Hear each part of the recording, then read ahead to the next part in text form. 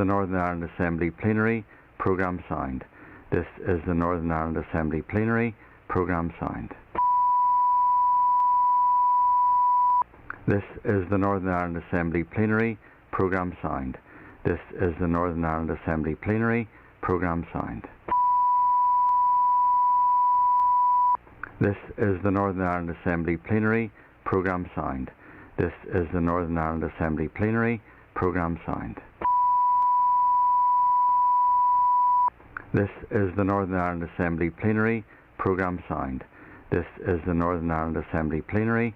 Programme signed. This is the Northern Ireland Assembly Plenary. Programme signed. This is the Northern Ireland Assembly Plenary. Programme signed. This is the Northern Ireland Assembly Plenary. Programme signed. This is the Northern Ireland Assembly Plenary. Programme signed. This is the Northern Ireland Assembly Plenary. Programme signed. This is the Northern Ireland Assembly Plenary. Programme signed. This is the Northern Ireland Assembly Plenary. Programme signed. This is the Northern Ireland Assembly Plenary. Programme signed. This is the Northern Ireland Assembly Plenary. Programme signed. This is the Northern Ireland Assembly Plenary. Programme signed.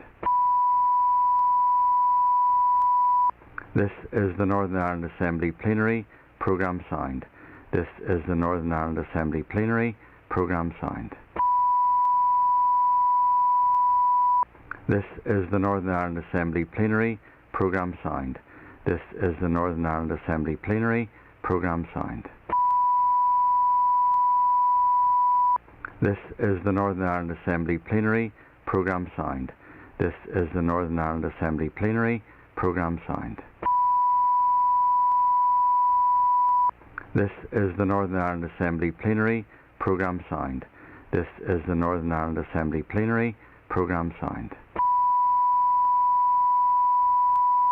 This is the Northern Ireland Assembly Plenary. Programme signed. This is the Northern Ireland Assembly Plenary. Programme signed. This is the Northern Ireland Assembly Plenary. Programme signed. This is the Northern Ireland Assembly Plenary. Programme signed. This is the Northern Ireland Assembly Plenary. Programme signed. This is the Northern Ireland Assembly Plenary. Programme signed. This is the Northern Ireland Assembly Plenary. Programme signed. This is the Northern Ireland Assembly Plenary. Programme signed. This is the Northern Ireland Assembly Plenary. Programme signed. This is the Northern Ireland Assembly Plenary. Programme signed. This is the Northern Ireland Assembly Plenary. Programme signed. This is the Northern Ireland Assembly Plenary. Programme signed. This is the Northern Ireland Assembly Plenary. Programme signed. This is the Northern Ireland Assembly Plenary. Programme signed. This is the Northern Ireland Assembly Plenary. Programme signed. This is the Northern Ireland Assembly Plenary. Programme signed. This is the Northern Ireland Assembly Plenary. Programme signed. This is the Northern Ireland Assembly Plenary. Programme signed. This is the Northern Ireland Assembly Plenary. Programme signed. This is the Northern Ireland Assembly Plenary. Programme signed. This is the Northern Ireland Assembly Plenary. Programme signed. This is the Northern Ireland Assembly Plenary. Programme signed. This is the Northern Ireland Assembly Plenary. Programme signed. This is the Northern Ireland Assembly Plenary. Programme signed. This is the Northern Ireland Assembly Plenary. Programme signed. This is the Northern Ireland Assembly Plenary. Programme signed. This is the Northern Ireland Assembly Plenary. Programme signed. This is the Northern Ireland Assembly Plenary. Programme signed. This is the Northern Ireland Assembly Plenary Programme signed. This is the Northern Ireland Assembly Plenary Programme signed. This is the Northern Ireland Assembly Plenary Programme signed. This is the Northern Ireland Assembly Plenary Programme signed. This is the Northern Ireland Assembly Plenary Programme signed. This is the Northern Ireland Assembly Plenary Programme signed. This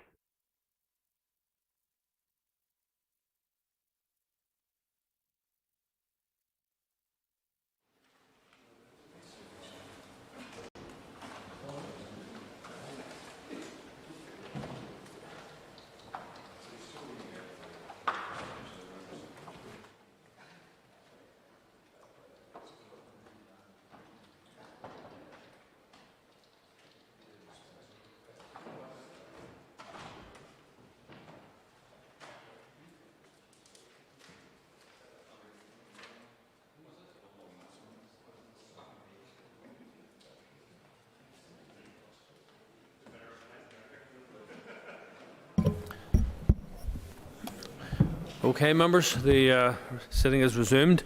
It's time now for questions to the Minister of Finance, and I call Robin Newton to ask the first question. Robin Newton. Number one. The Cyber Champions programme was launched on the 18th of November 2021 and has been produced in partnership with the Consumer Council, the PSNI and the Scamwise Partnership. The Cyber Champions programme is aimed to protect our young people while they are online by helping them safely navigate cyber risks, and provides a resource pack to assist teachers and leaders of youth clubs and groups to explain key aspects of cyber security in a fun and meaningful way. In empowering and informing our young people about cyber risks and the key behaviours and actions, they will be in a better position to protect themselves, their friends and their family. This initiative also informs young people of the opportunities that exist to explore the ever-growing and fast-paced world of cyber security as a potential career pathway. The Cyber Champions Resource Pack is available on the Cybersecurity Centre's website, and I would strongly encourage young people to avail of this resource and to familiarise themselves as to how they can protect themselves from cyber threats. Supplementary, Robin Newton.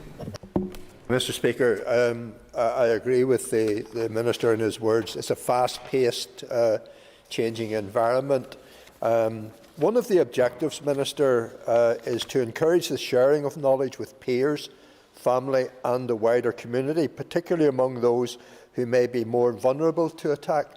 Is there scope within the programme, Minister, of rather than being confined to just the young person who participates, but in fact to involve the wider family in the programme of training?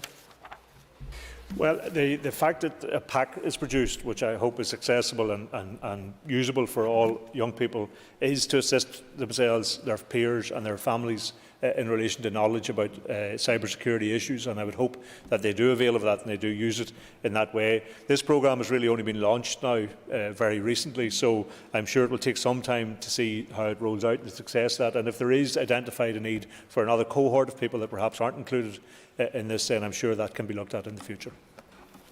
I call Gemma Dolan. Minister, clearly cybersecurity is a growing and cross-cutting issue. While the Cybersecurity Centre is part of the Department of Finance, can you outline any engagement and cooperation it has with other executive departments? Well, I think the member is correct in that we do act as a coordination and champion role for cybersecurity across all of the departments, and as part of this role, it's necessary to work with them and get input and drive initiatives forward. Input from other departments helps with achieving a better overall cybersecurity outcome based on the develop, defend and deter themes set out in the strategic framework for action.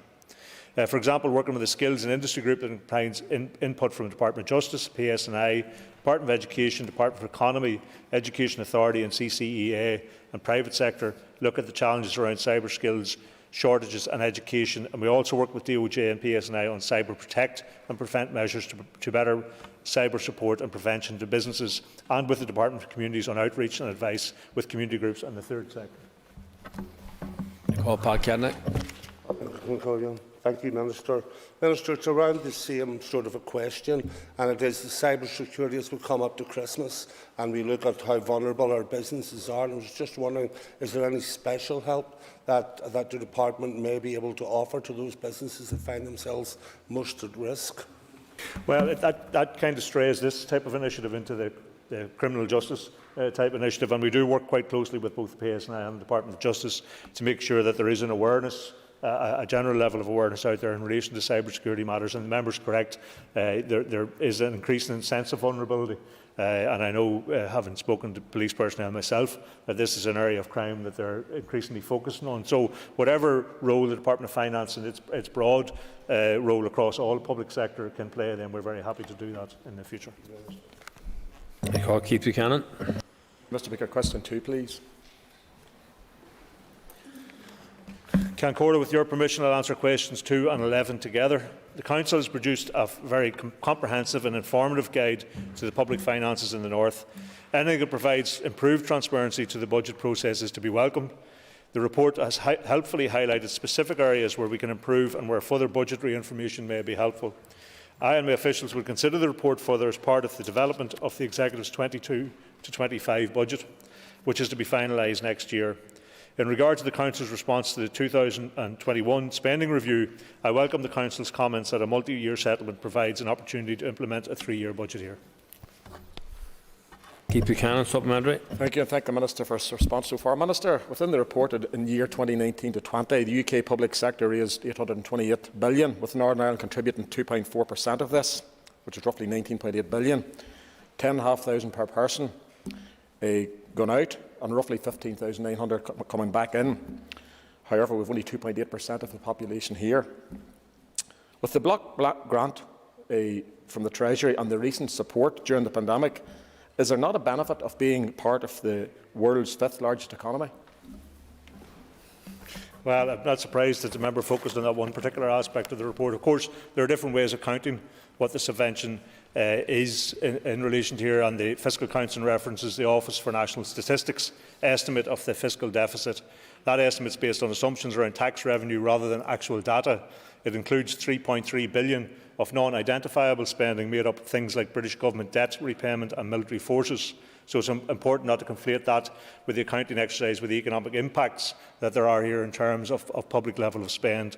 So I'm sure the member can find his own arguments in relation to his own particular political philosophy, though it has seemed to be for many decades now one that if we're good enough, the British Government in its generosity might give us more money. I'd rather be able to stand on our own 2 feet and look after our own affairs. Liz Kimmins. Good Concord. I thank the Minister for his answer so far. Minister, we're all aware that the British Government has failed to adequately replace the EU funding that we've lost due to Brexit, and in the context of the funding that has been made available, the Fiscal Council has concluded that local accountability and scrutiny could be diluted by the British Government's bypassing of the Executive in allocating these funds. Would the Minister therefore agree that this is yet another example of the British Government's disrespect for the democratic rights of the people who live here, in keeping with the reckless Brexit project which has cost us this funding in the first place? Well, there's no doubt that our own estimate in terms of the replacement of EU funding will show us in a net loss position. We now have a situation where the British Government's attempt to replace some of that funding is done through their own competition processes, the Levelling Up agenda and the Shared Prosperity Fund. The initial pilot scheme of that delivered us way short of what would have been expected under European funding, and we have no influence or input into that, which means that some of the projects that are funded may well be in line with priorities we have, others may not. We may find ourselves cross-cutting in projects we were preparing to support that find funding elsewhere, so there's no level of coordination at all. It's very unsatisfactory, and that doesn't just apply to us here in this jurisdiction. It also applies in Scotland and Wales, where they have a similar outlook in relation to the British Government's approach. So despite the authority of the documentation from the Fiscal Council on the issue of the net fiscal balance, which they very clearly articulate as £10.3 billion at page 36, the Minister is still seeking to cling to his debunked, spurious assertion to this House in times past, like in February 20, that the net fiscal balance is only £3 billion. Here you have it on the highest authority, and the Minister still thinks he knows better, or rather his politics know better.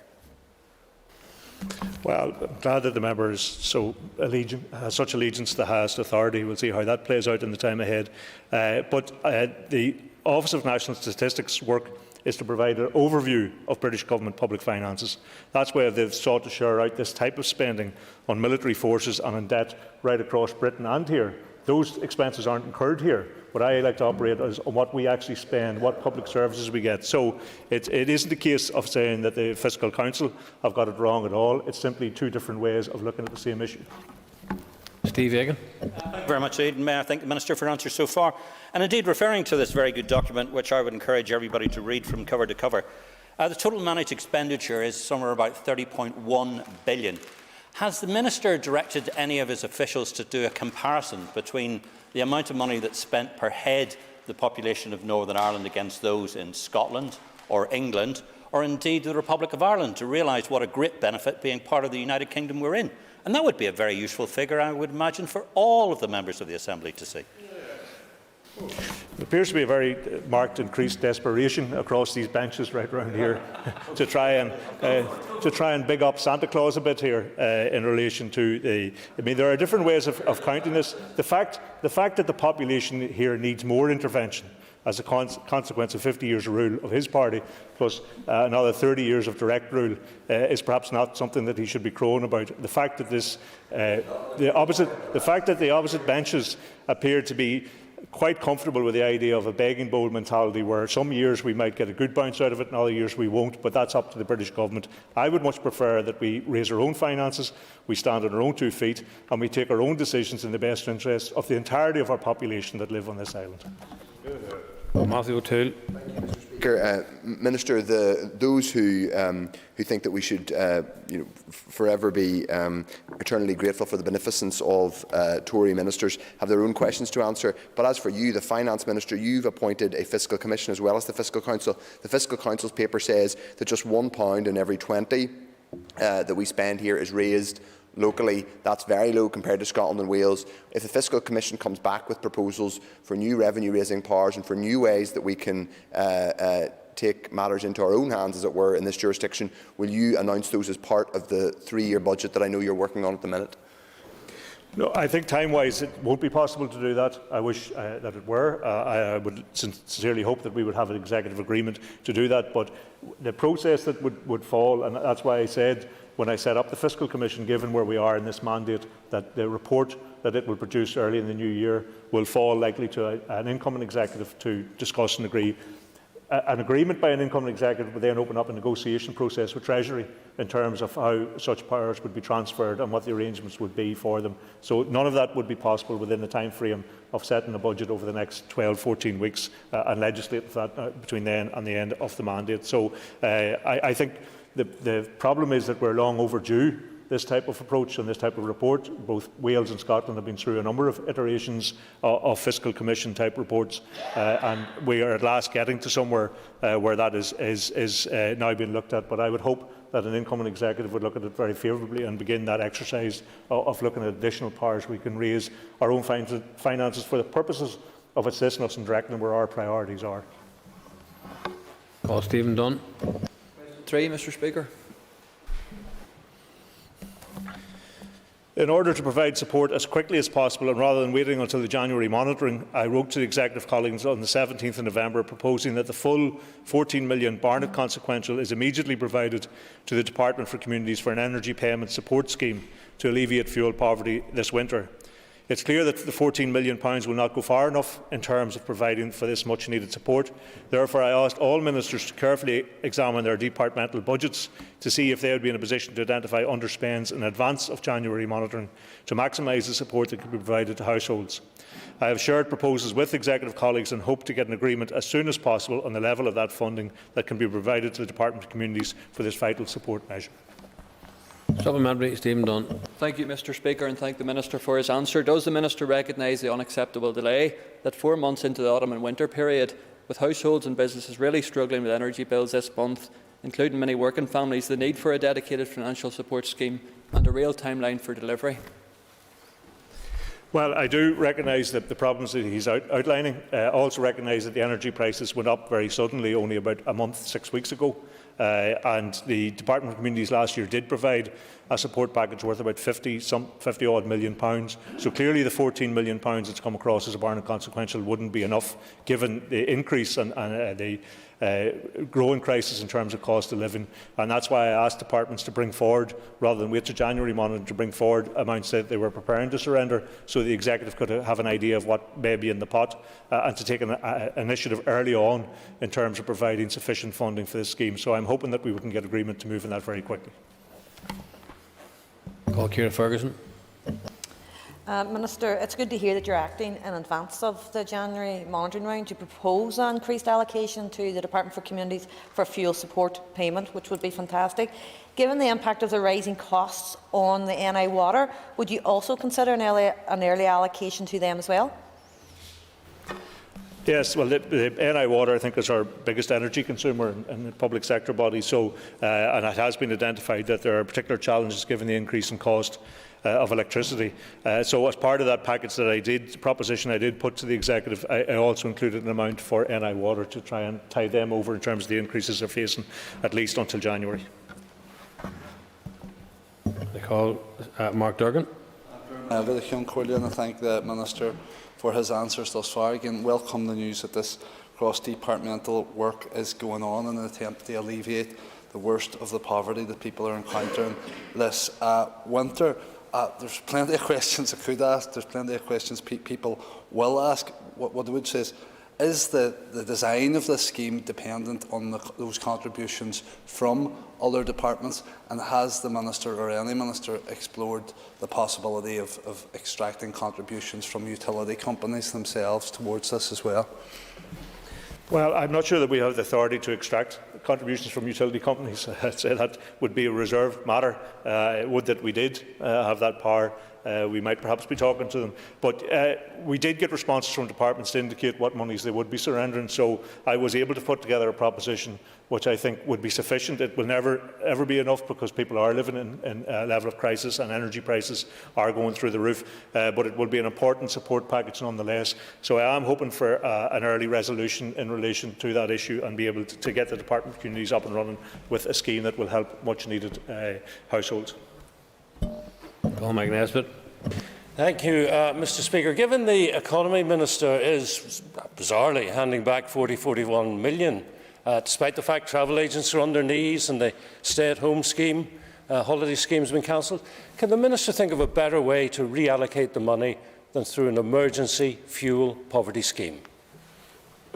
Well, I think we're all aware that that is one of the most pressing needs that families are facing at the current time, and that's why, rather than wait to January to see what the returns might be, I asked departments early to give an early indication so we could put together a package early to support winter fuel payments, and that's what I have put to the Executive. As I say, there is an element in that to support NIW, because they have particularly pressing issues with energy costs, but it is largely to support that, and I would hope that we can get an Executive agreement on that and get it into action as quickly as possible. I call William Humphrey.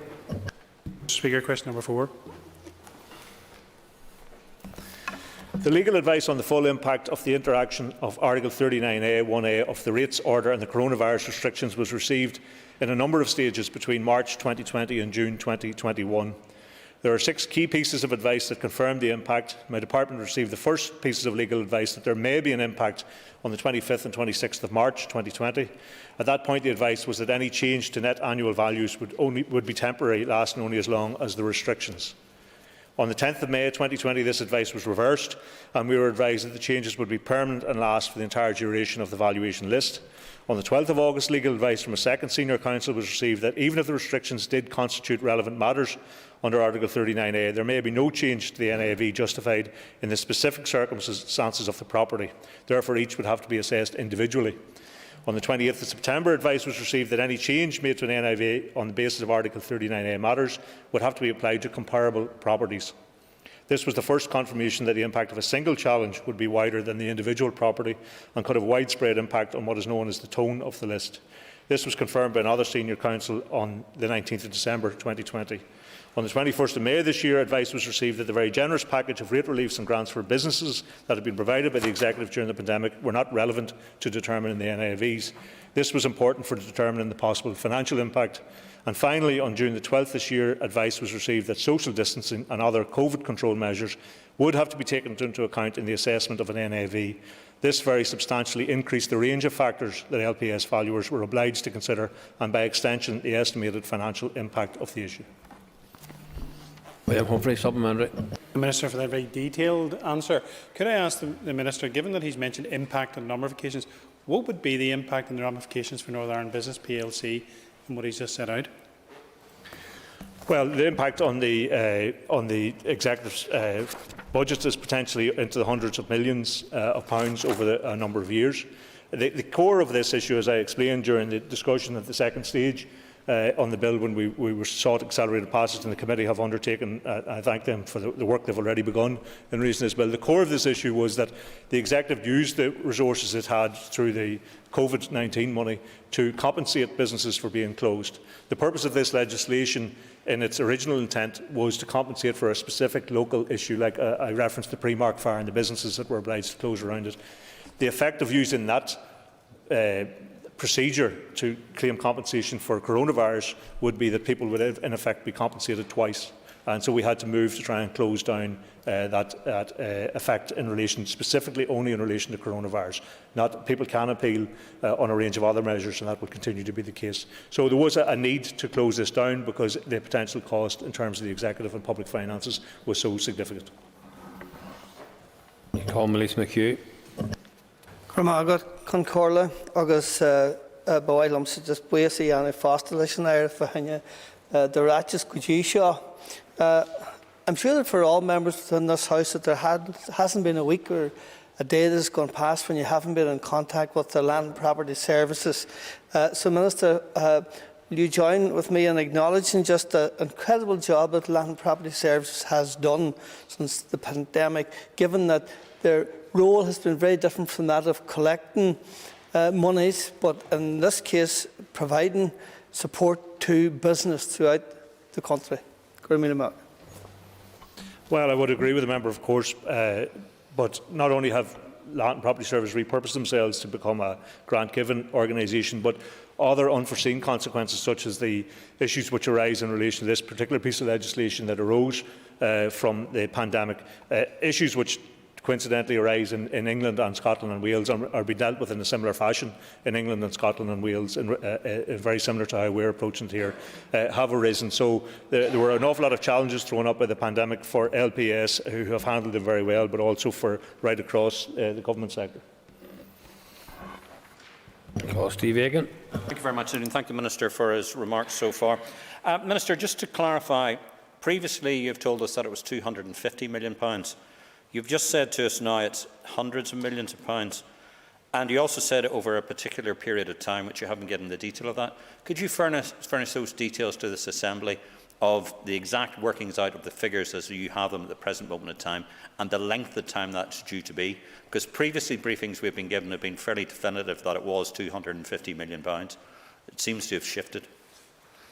Well, it hasn't. It's my fault if the member thinks there's a vagueness. I hadn't got the figure in front of me, and so my partial recollection, I knew it was in the region that I was loath to give an actual figure because I knew I'd end up coming back to correct that again. But I have no reason to alter from the position that has officially been given to him or indeed to his committee. That's the amount and that's the time frame attached to it. Andrew Muir.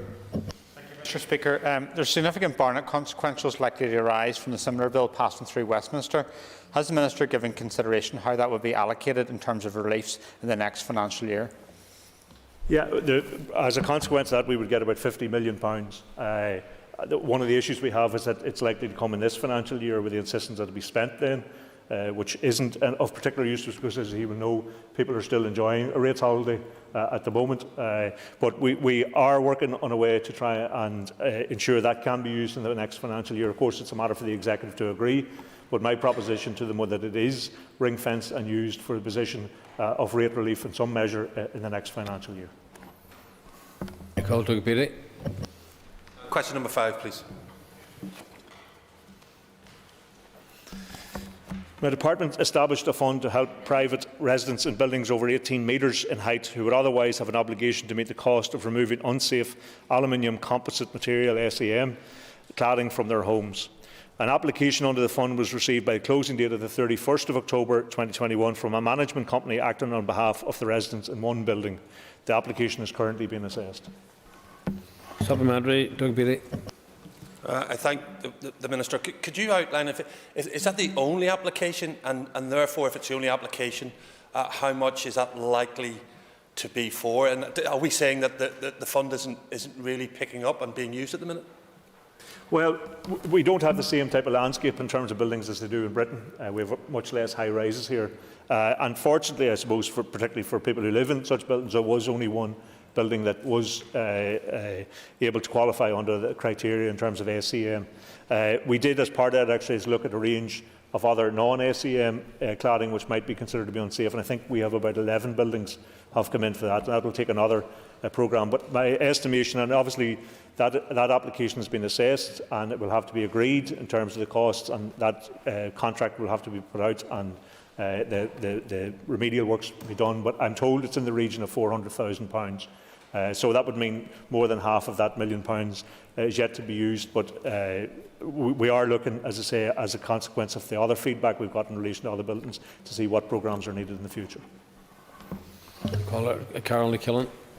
Good Controller, and thank the Minister for his answer to Doug Beattie. My question is in a similar vein. I mean, we all remember the tragic events at Grenfell in 2017, and I welcome this £1 million fund to remove unsafe cladding.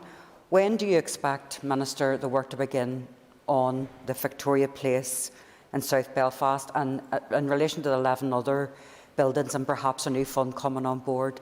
I'll write to you about those, because you'll be aware I have high-rise towers in my own constituency as well. Thank you. Well, the expectation is that if that particular property meets all of the criteria, a funding agreement will be entered into with the applicant before the start of January next year. Once that's secured, then it's obviously up to the managing agent to enter into a contract to undertake the works, and the managing agent has indicated the works are likely to take approximately 6 months to complete. In relation to the other 11 buildings, and I'm sure I will hear from her to have some indication of the properties in her own constituency, we are in discussion with the Department of Communities and the Housing Executive about how that might be taken forward, so we're hoping to make progress on that in the near future. Just McNulty. Thank you, Minister, to you and your my colleague, Ms Kimmins, for joining with me and welcoming my guest, John Dalzell, to the Great Hall today at the Stormont to launch his 30th annual Christmas sit-out. It was a wonderful launch, and let's be very generous in our support for him. Minister, can you confirm how many people in the North are still living in homes with unsafe aluminium composite material cladding, and why 4 years after Grenfell fire has more progress not been made on their removal to date? Well, as I said in outline to my original answers, we have identified one property, and that's the only one that has SEM above 18 metres and is deemed to require these works. There is no particular department here that has responsibility for this. In Britain, there is a Department of Housing and Local Communities which had entire responsibility for all the matters that come in under question here. The Department of Finance, in the absence of any other department stepping up, once again stepped up and took on the responsibility for dealing with this at the request of the head of the civil service, and so we have rolled out this particular programme, and as a consequence we have one piece of property that qualifies in relation to that, and as I say, we expect there will be agreement to fund it by the end of the year, and that once the contracts are awarded, that work will take 6 months to complete. I call Paula Bradshaw. A member may not have time for a supplementary. Question 6, please. As you'll be aware, I've recommended to the Executive that funding for health service should be its top priority in this budget. A multi-year budget provides all departments, as well as the Department of Health, with greater certainty of their funding over the next 3 years, and provides an opportunity for longer-term planning. I have shared a paper with Executive colleagues which sets out indicative allocations to departments in the draft budget. This contained recommendations to provide additional funding to the Department of Health to support the transformation of health and social care. This was discussed at the Executive meetings on the 23rd of November and the 2nd of December. It's ultimately for the Executive to agree any recommendations to allocate resources accordingly. I hope the Executive will agree a draft budget and be in a position to commence consultation on it in the very near future. A very quick supplementary. Thank you, Mr. Speaker. And Minister, thank you for the response. I spoke to you before question time about the back pay and pay increases for agency staff working in the civil service. Can you let me know when they're going to get that payment? Thank you. Well, I'd be very happy to hear from the member in writing, just to make sure we're clear in which agencies that you're talking about. And I, of course, want to see all people who are providing work for the public sector adequately rewarded for that work, and that's why I've introduced the Living Wage Foundation issue into civil service and to public bodies generally. So if I hear from her, I'm very happy to come back to her in more detail in relation to that.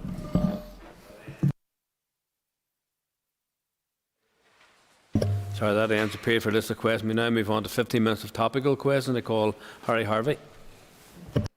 Speaker, thank you, Minister, for your answers thus far. Minister, many of my constituents are having difficulty reaching government departments by telephone due to remote working. Just wondering what steps has your department taken to address these problems? We do have a responsibility for NI Direct, which is generally the first point of contact for people trying to access public services. I'm not aware that there are any particular problems in relation to that, but I'm very happy if he has some specifics to send them on to me in the department, and I'll ensure that they are taken up with NI Direct. Supplementary, Harry Harvey. Thank you. Thank you, Minister, for your answers. Minister, elderly constituents are also finding particularly hard to access this system, so I take it your department will look into that for me also. Thank you. Yeah, I mean, some of the issues that I know have been kind of commented on lately in relation to difficulty access, things like the COVID cert and other issues and issues around the High Street voucher were actually run by other departments. But NI Direct does provide that point of contact function for a lot of the issues that have been dealt with locally. So I'm very happy if there are specific issues. I know when a lot of things are online, that makes it particularly difficult for people who are older and people who are living in rural areas where broadband coverage isn't as good. So I think we have to be cognizant of that and make sure that where people do want to contact and get information services, we do our very best to provide that for them. I call Robbie Butler. And on the same subject, Minister, what proportion of civil servants are indeed still working from home, if you're aware?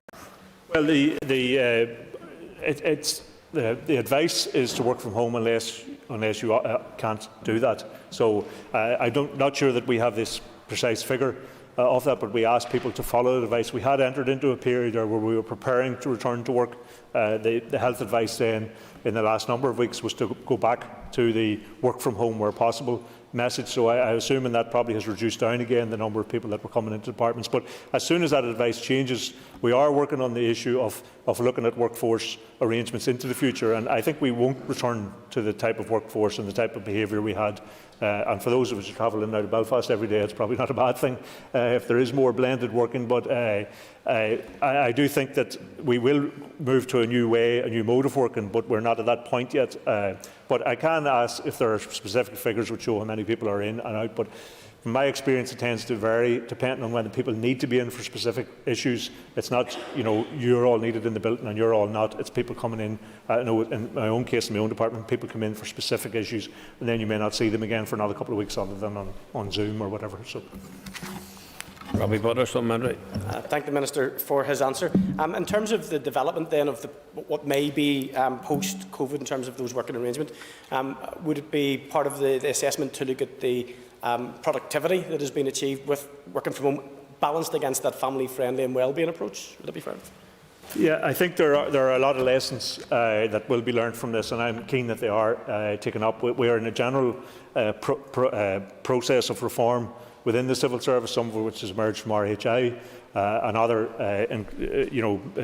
issues in terms of the audit committee and things that they have raised, or the PSE, and issues that have been raised in audit office reports. So there's a general sense of looking at, of course, the pandemic has come in and has accelerated probably what would have been a growing pattern of having a more flexible working arrangement, and that clearly is very beneficial for people who have young families. And early senses I was getting of that the productivity had actually improved onto that, but I think we need an assessment now right over the full range of the last 18 months and into hopefully when we emerge fully from restrictions and get a sense of how that works. But I know certainly in terms of any surveys that it's very popular that people can have that flexibility to be able to work from home when they need and to come into the office whenever they need as well. I call Stephen Dunn. Mr. Speaker, earlier on in question time I spoke of the crippling impact that rising energy bills are having on local businesses. Another current challenge to local business is the COVID vaccine passport scheme.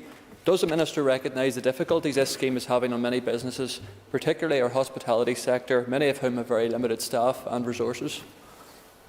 Well, I do know that staffing is a challenge for hospitality. It's a challenge for every sector we have. I've been out and engaging with manufacturing, with hospitality, with retail, and everywhere I go, staffing is a challenge. It just seems to be many more jobs available than there are people to take them up. In the one sense, that's good, because if we can get the right skills to people and get people into work, we have a high level of economic inactivity.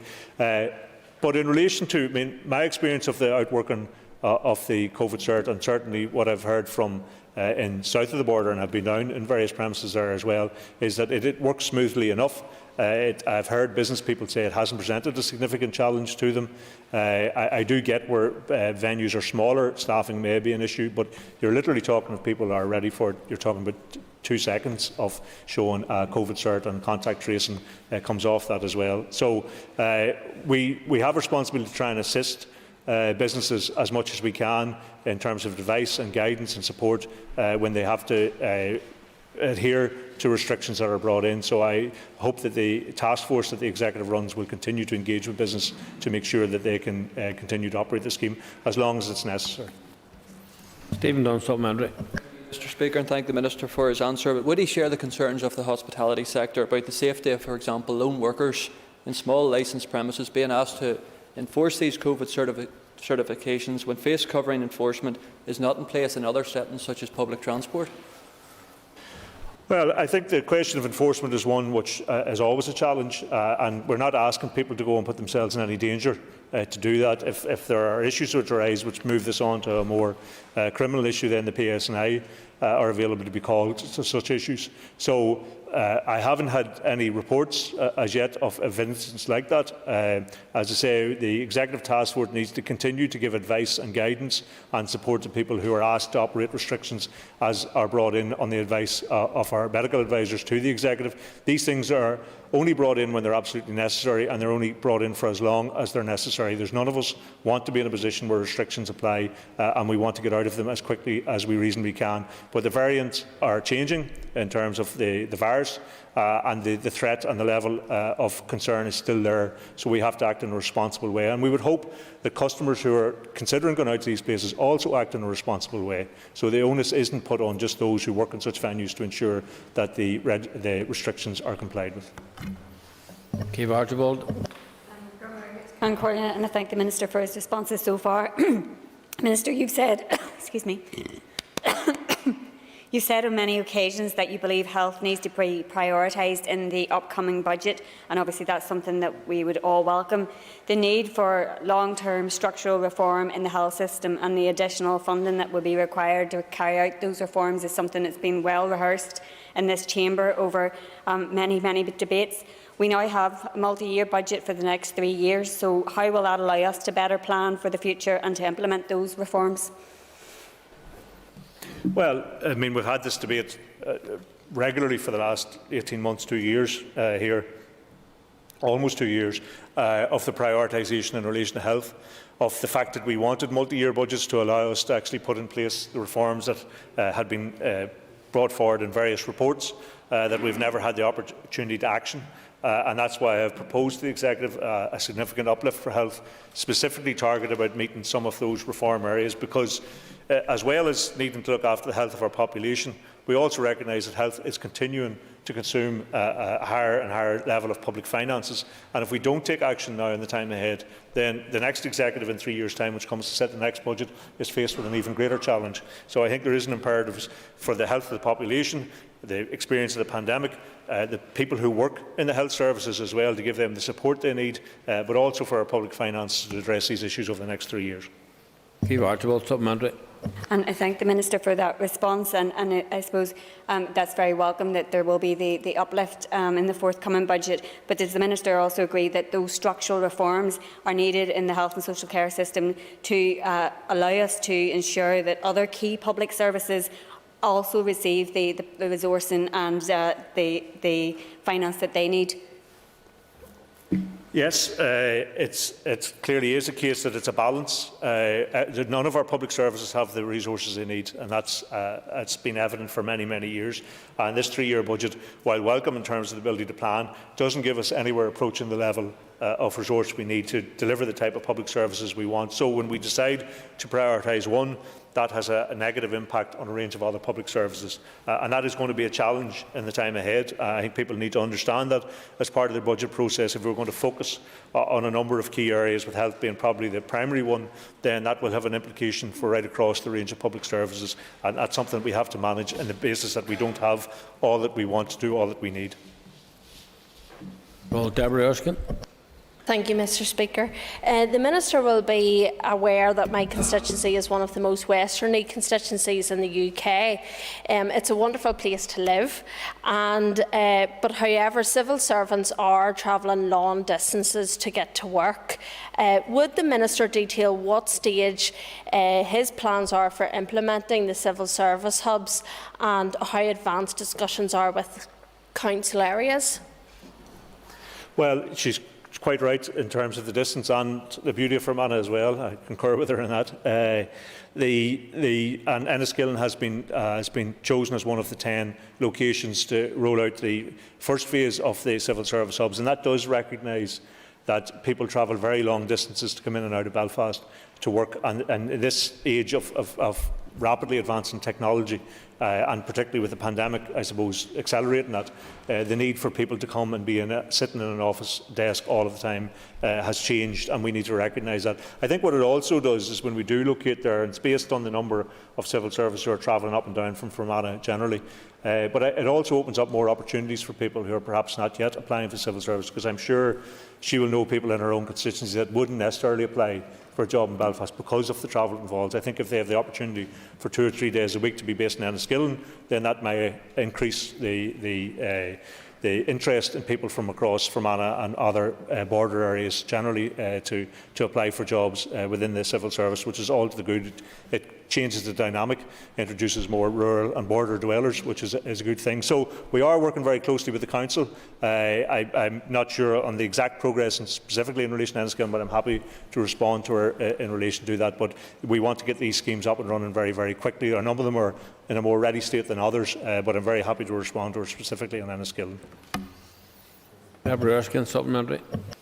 I want to thank the Minister for his answers there. I mean, Enniskillen, it's important that that has progressed quickly, and could he commit to ensuring that my constituency is given priority, considering the distance that it is for civil servants to travel up to Belfast, because obviously that will help our environment, and it will also provide a better work-life balance for those people working in the civil service from my constituency. Well, it already has been given that priority, and that it's one of the first 10 to be considered. And I can assure you, when that was announced, there was an awful lot of other towns right across the north who were saying, "What about us?" And rightly so. I think we do want to make jobs more accessible, and we do want to give people that type of work-life balance that allows them to work in their own areas. And then the contribution that makes in those local towns, to have people there and that footfall that will generate locally, to have people staying in the area, and of course the environmental benefits that she alludes to. So yes, we will press ahead as a matter of urgency with all of those. Some of them are, as I say, just because of the particular circumstances, with particular councils being more ready to engage, having readily available buildings to locate these things in. I think that might be a particular issue in Enniskillen, but we will get to the bottom of that, and we will try and get working on it as quickly as we can. Well, Colm Gildernew.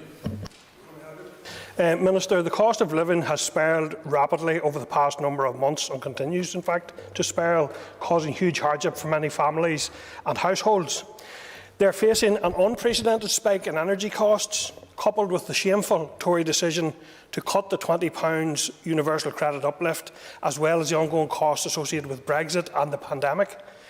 Therefore, what opportunities are there existing within the upcoming budget to give families a break and mitigate against the rise in the cost of living?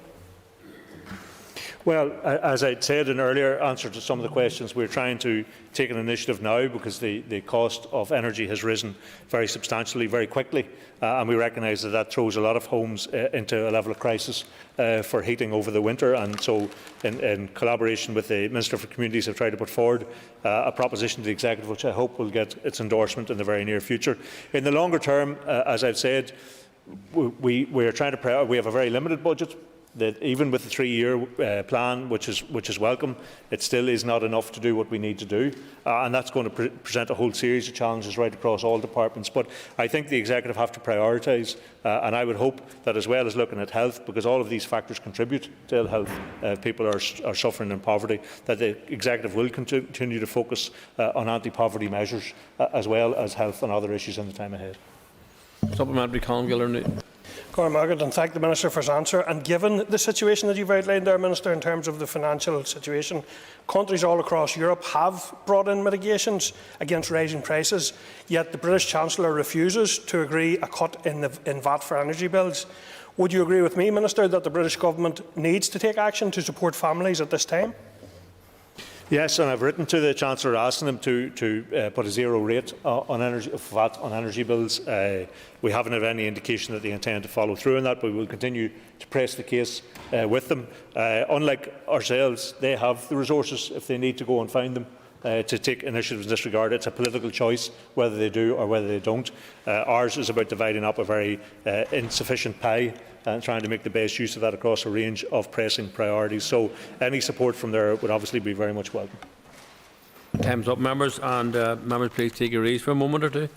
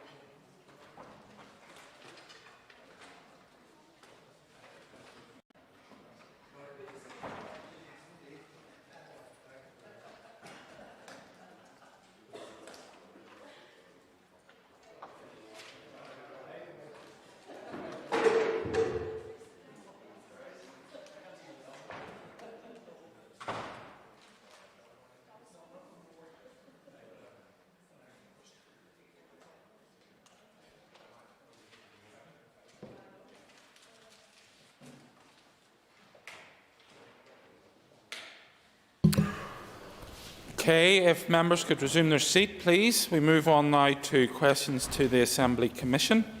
Question number 8 has been withdrawn, and I call Mr Justin McNulty. Question number 1. Mr Trevor Clark. Can I thank the member for this question? And Mr Principal Deputy Speaker, I may need additional time for this answer. The fact that the Assembly is increasingly made up of members with a diverse range of backgrounds which reflect our wider society is entirely a good thing, and the Assembly Commission is very supportive of finding ways to support members who have young families. Many of the obvious ways in which members might be supported on this issue of parental leave are not within the responsibilities of the Commission. For instance, any proposal to allow a replacement minister to be put in place to cover for a period of parental leave would require a change to the 1998 Act, which is outside the remit of the Assembly Commission. Neither can the Assembly Commission introduce any aspect of financial support that would be paid to a member as a result of parental leave, as the Assembly Commission has no role in determining the salaries or pensions that are paid to members. However, the Assembly Commission does have the ability to provide additional support to a member who is absent due to parental leave to carry out the constituency work that the member would have otherwise have undertaken. Additional support could be made available through assist with the constituency work through and increasing the staff costs which are made available to the member. Any such change to facilitate paid support for members on the parental leave could be made by the Assembly Commission through the publication of a revised determination. At its meeting on the 8th of July 2021, members agreed that the draft provisions to be included in a new determination should be prepared for an agreement prior to the end of the current mandate, but any new determination would only be published alongside the progress of the Assembly Members' Remuneration Bill in the next mandate. The Assembly Commission therefore intends to return to this matter at the next Assembly mandate. Mr McNulty. I thank the member for his answers thus far. There's not enough joy in this place. This is the season to be joyful. It's the season to be thankful. And I think it's important to pass my congratulations, massive courage to my Assembly colleague Jerry Carroll on the arrival of his son just 2 weeks ago, his first child. And knowing how that feels, having a child just 7 months ago myself, I think we all should give more thanks and have more joy in this place and recognise the important roles we all play and recognise how lucky we are in the roles we play representing our constituents. Be very thankful for that, because so many people out there are struggling. So many people out there don't have I'm getting there. So, what measures are likely to be included in any determination? The member will be aware that provision already exists within the determination to provide for replacement cover for a member's employee who is off work due to maternity. In reviewing the determination at the start of the next mandate, the Commission will consider providing members with additional support staff costs for the recruitment of an extra member of staff to cover constituency duties while a member is on parental leave. Ms Ciara Ferguson.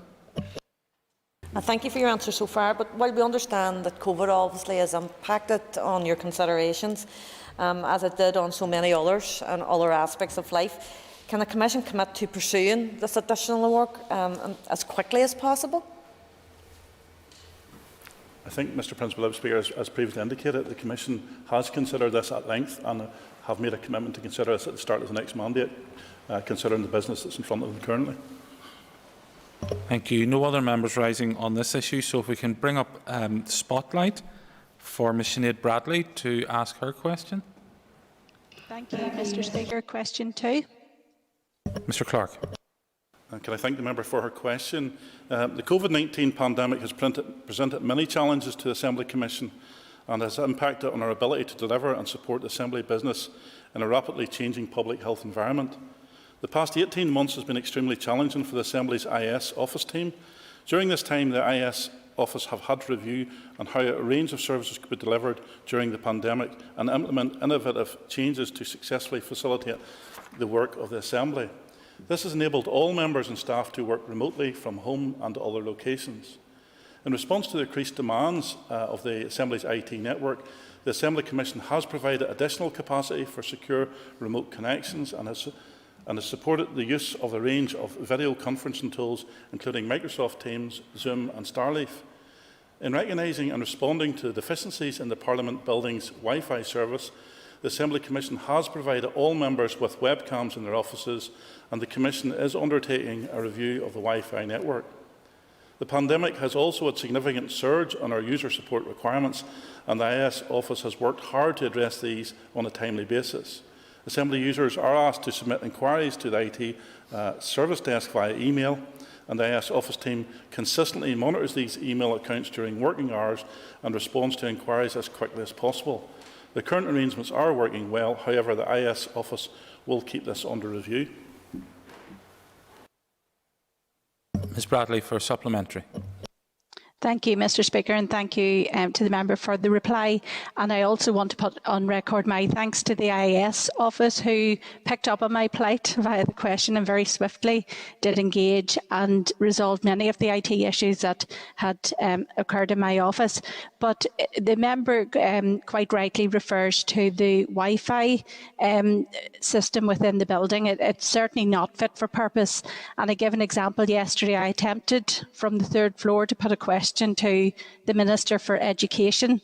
I struggled to hear either the Speaker or the Minister, and thankfully I was heard, but it certainly wasn't smooth, and I would welcome any improvement to the Wi-Fi. But I wonder, could the member give me an indication as to when that issue might be resolved? And I think I speak for most members when I ask that question. Thank you.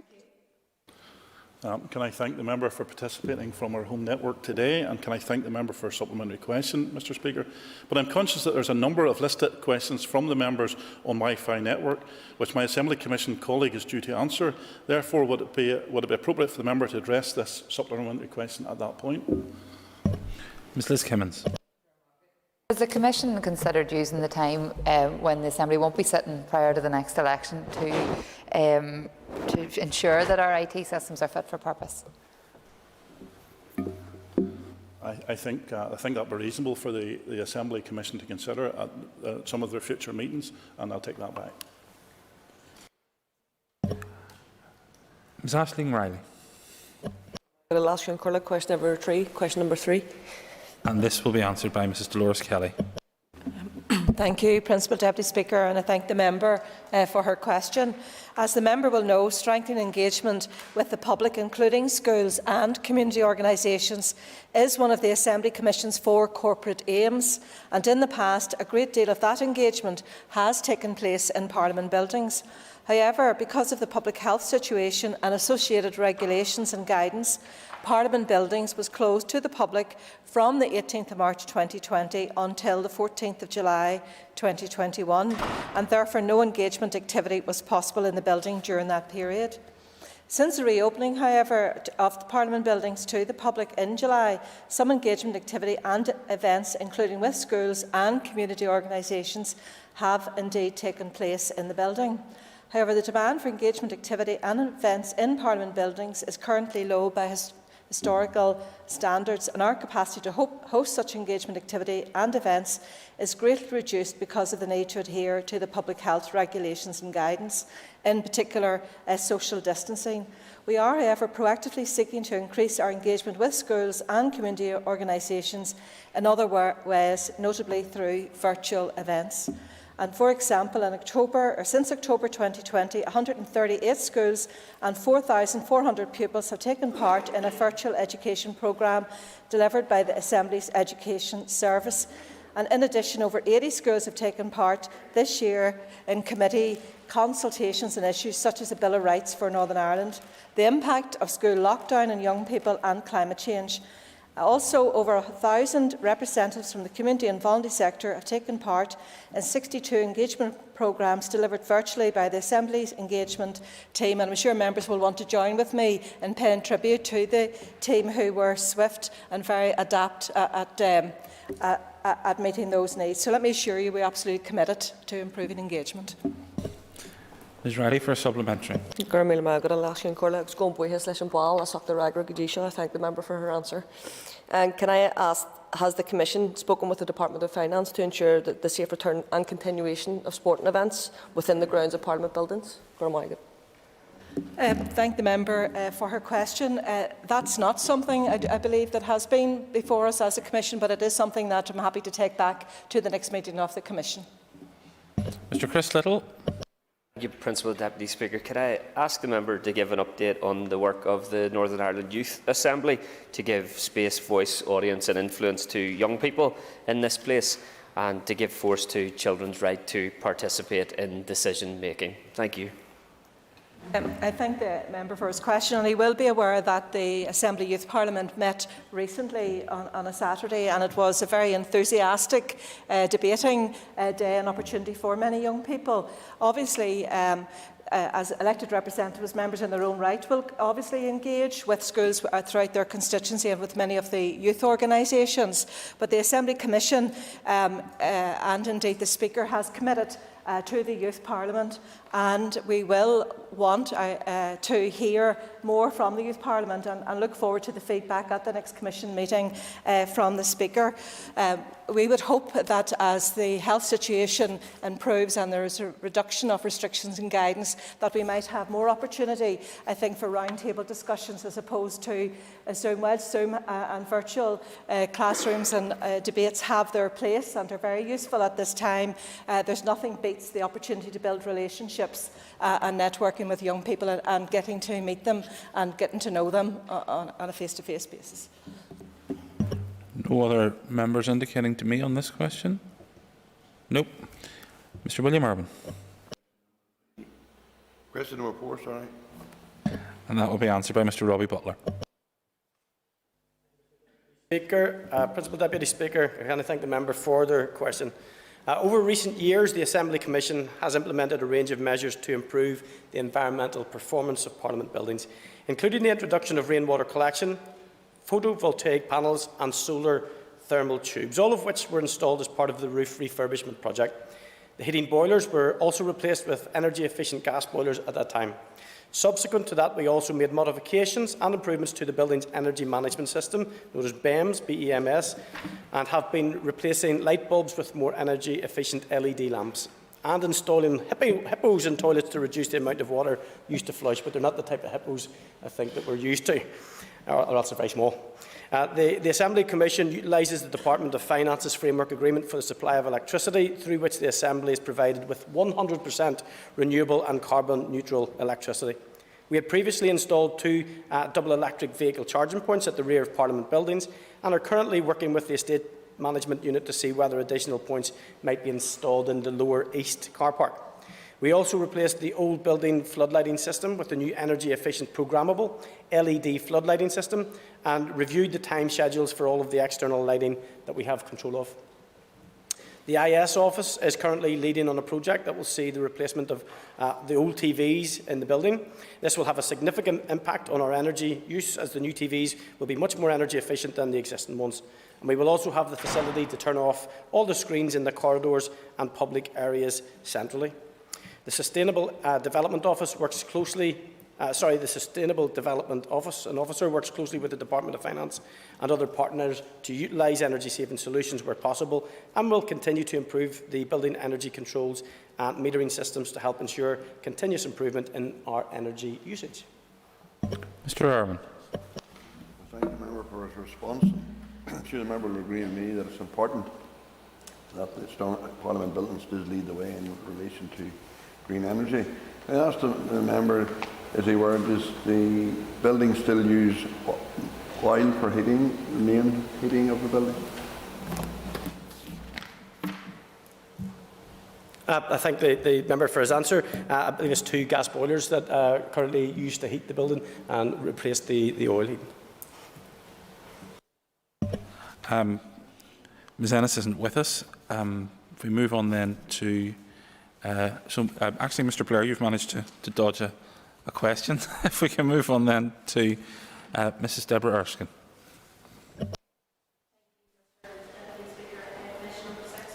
And that will be answered by Mrs. Dolores Kelly.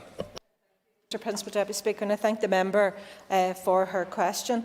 Over the last 3 years, the Assembly Commission has received a limited number of requests for services for people who are blind, partially sighted and/or hearing impaired. And during the current mandate, interpreters have been used once in this chamber in 2020 in relation to a sign language bill. Sign language interpretation was also provided for a meeting of the Committee for Communities earlier this year. Also, sign language interpreters were provided for the Pensioners' Parliament, held in September 2021, and for the Disabled People's Parliament, held only a few days ago. Easy-to-read order papers and indicative timings were also provided for this event, and additional staff were on hand to assist virtually impaired participants and people using guide dogs. Sign language interpretation was also provided for a play, Shrieking Sisters, hosted by the Commission on International Women's Day in 2018. In 2018, tours of the Assembly were conducted for people with physical and sensory disabilities on International Day for People with a Disability. Training events for the blind or partially sighted on how to engage in the proceedings of the Assembly were also facilitated by Commission officials under the auspices of RNIB in May of this year. The Commission also recently approved a pilot for sign language interpretation of question time to the First and Deputy First Ministers, and I hope the member will agree with me that this is a very welcome initiative which will commence on the 13th of December. I also want to add, Assembly officials will always wish to support requests from people with a disability to ensure as full and as inclusive participation as possible. Mrs. Erskine. I want to thank the member for her answers there. I wholeheartedly welcome the announcement that the Executive Office question time will be now with sign language. and I hope that more can be rolled out. And has it been discussed, and will the Assembly Commission commit to rolling this further out across the Northern Ireland Assembly business after the pilot finishes in March 2022? Thank you, Principal Deputy Speaker, and the member will be hopefully relieved to know that the Commission recently discussed additional measures and indeed has a current survey in terms of Disability Act or action plan for the Assembly itself. And we are always committed to ensuring that the proceedings of the Assembly and Parliament buildings are accessible to all. And to that end, as I said, the draft Disability Action Plan, which runs 21 to 25, sets out how the Commission intends to promote positive attitudes towards disabled people and to encourage participation by disabled persons in public life under a number of themes and actions. We also recently approved a pilot for sign language of interpretation at question time of the First and Deputy First Minister, and as I said, will begin on the 13th of December. We are involved in ongoing discussion with representatives of the deaf and hard of hearing community to explore other ways in which the Assembly Commission can deliver services to that community. Ms Orlea Flynn. I'll ask Concollia, and the member just touched on some of the issues that I was going to ask, but the question was more specifically if there's any steps the Commission are taking so physically to increase accessibility for those that are blind, partially sighted, or for members of society who have hearing difficulties as well. If there's any steps to be taken that would make that physical accessibility a bit easier for those visitors coming to Parliament buildings. Thank you.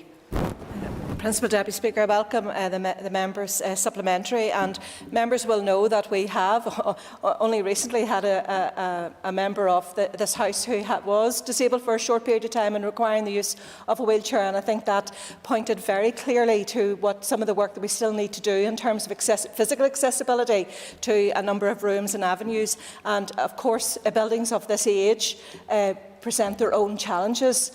In terms of additional braille measures that can be taken up and additional guides, if you like, that's something that will hopefully be something that will be highlighted through the Disability Action Plan survey, and we will take on board any of the recommendations which the hard of hearing and or the visually impaired community will highlight to us. Ms Joanne Bunting. Principal Deputy Speaker, question 7, please.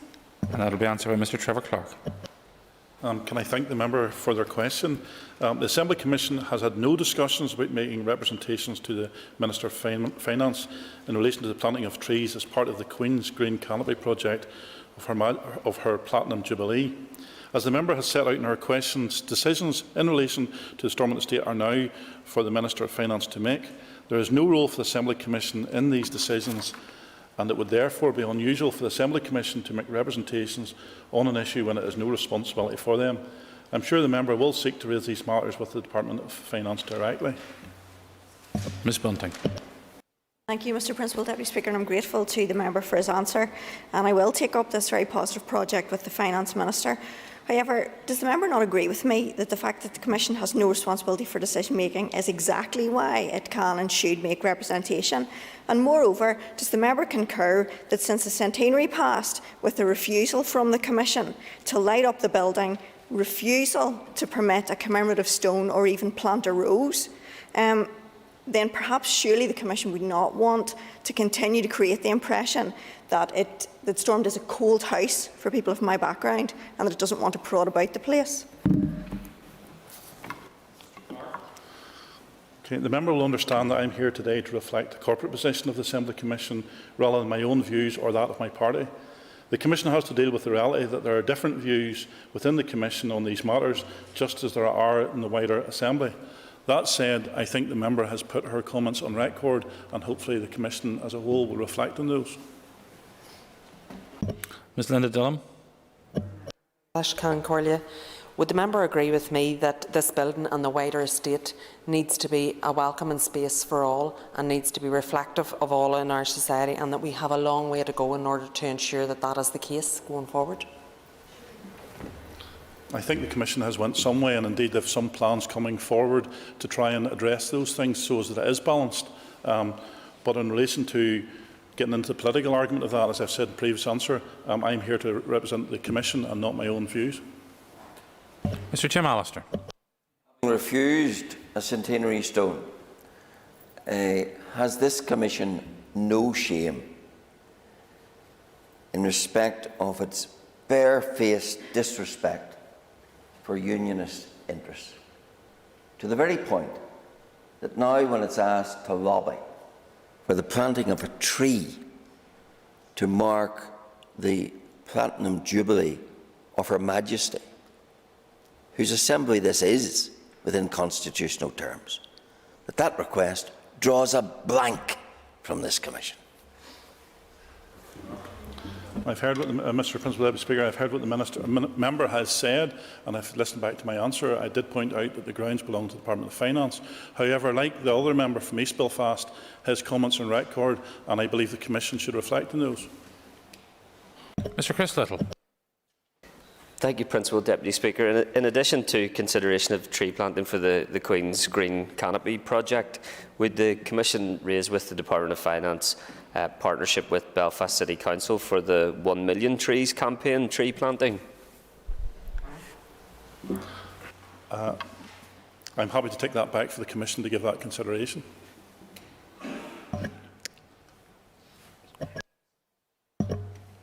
Ms Orlea Flynn. I'll ask Concollia question number 10, please. And that will be answered by Mr John Blair. Thank you, Principal Deputy Speaker, and thank the member for their question. As members will be aware from previous question times, in February of this year, the Assembly Commission agreed a significant and strategic project to take a different approach to looking at the display of artefacts within Parliament buildings. A working group comprising Assembly officials and Dr Raymond Phoenix took the project forward in line with a set of principles agreed by the Assembly Commission. The working group presented its report and recommendations to the Assembly Commission in October, including a framework of proposals for a revised display of items and images in Parliament buildings. The Assembly Commission is currently considering the proposals, and so members will understand that I will not want to go into detail while these discussions are underway. However, I am happy to confirm that the proposals incorporate a number of key elements, including reflecting the history of Parliament buildings, including all of the political and parliamentary institutions connected to the building, ensuring that a balance of all political traditions is reflected in the range of items and images on display, displaying a number of items which are currently either in storage or are located in areas of the building where there is no general public access, providing narrative context and reflecting different perspectives, particularly for the benefit of visitors. Also ensuring greater representation of women in images in the building. The Assembly Commission is due to consider the matter further this month. This has been a very significant piece of work, and there are now a range of very comprehensive proposals for the Assembly Commission to consider on this long-standing issue. Thank you, and thanks very much for the answer. And I would like to say that I do very much welcome the work that has been ongoing in partnership with Dr Raymond Phoenix regarding the display of artefacts here in Parliament buildings. And I know the member probably already partially answered this in his first answer there, but does the member agree that any outcome of this work must result in an estate that's reflective of all of the people that it represents? Principal Deputy Speaker, I thank the member for that follow-up question in relation to representativeness. The issue of symbolism and the display of artefacts within Parliament buildings has been raised with the Assembly Commission a number of times since 1998, both by those who feel the symbolism of the building does not reflect all parts of the community and by those who have asked for all of the Assembly Commission artefacts which are currently in storage to be permanently displayed. However, the Assembly Commission has previously been unable to find a way forward for a number of reasons. The review agreed by the Assembly Commission was a deliberate attempt by the Assembly Commission to try and change the conversation on these issues in order to try and move forward. I think the report of the working group has achieved that, and the Assembly Commission is considering it very seriously. Mr Jim Allister. Can the Commissioner tell us, in this the centenary year of Northern Ireland, and given the vast supply of artefacts and emblems that the Commission hides away in a warehouse, how many of them were put on display during this centenary year, and how much is the Commission continuing to pay to hide away these artifacts in a huge warehouse?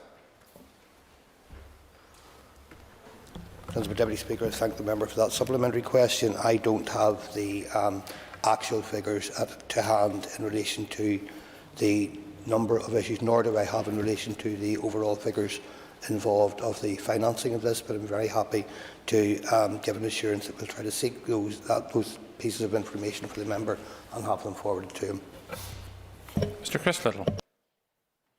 Principal Deputy Speaker, can I ask the member if he agrees with me that the Northern Ireland Assembly own Poets' Corner that displays artwork of Ross Wilson depicting the quotes of Seamus Heaney and C.S. Lewis, both which say from Seamus Heaney, believe that a further shore is reachable from here, and C.S. Lewis, there are far better things ahead than any we leave behind, are the type of optimistic, positive artefacts that we would like to display in this Assembly, and hopefully will motivate us all in our work ahead. Is that why you're moving on? Principal Deputy Speaker, I want to thank the member, my colleague, for the inspirational words and the hope that they provide. If those matters are not already being considered by the Assembly Commission review, I will try my best to ensure that they are taken into consideration.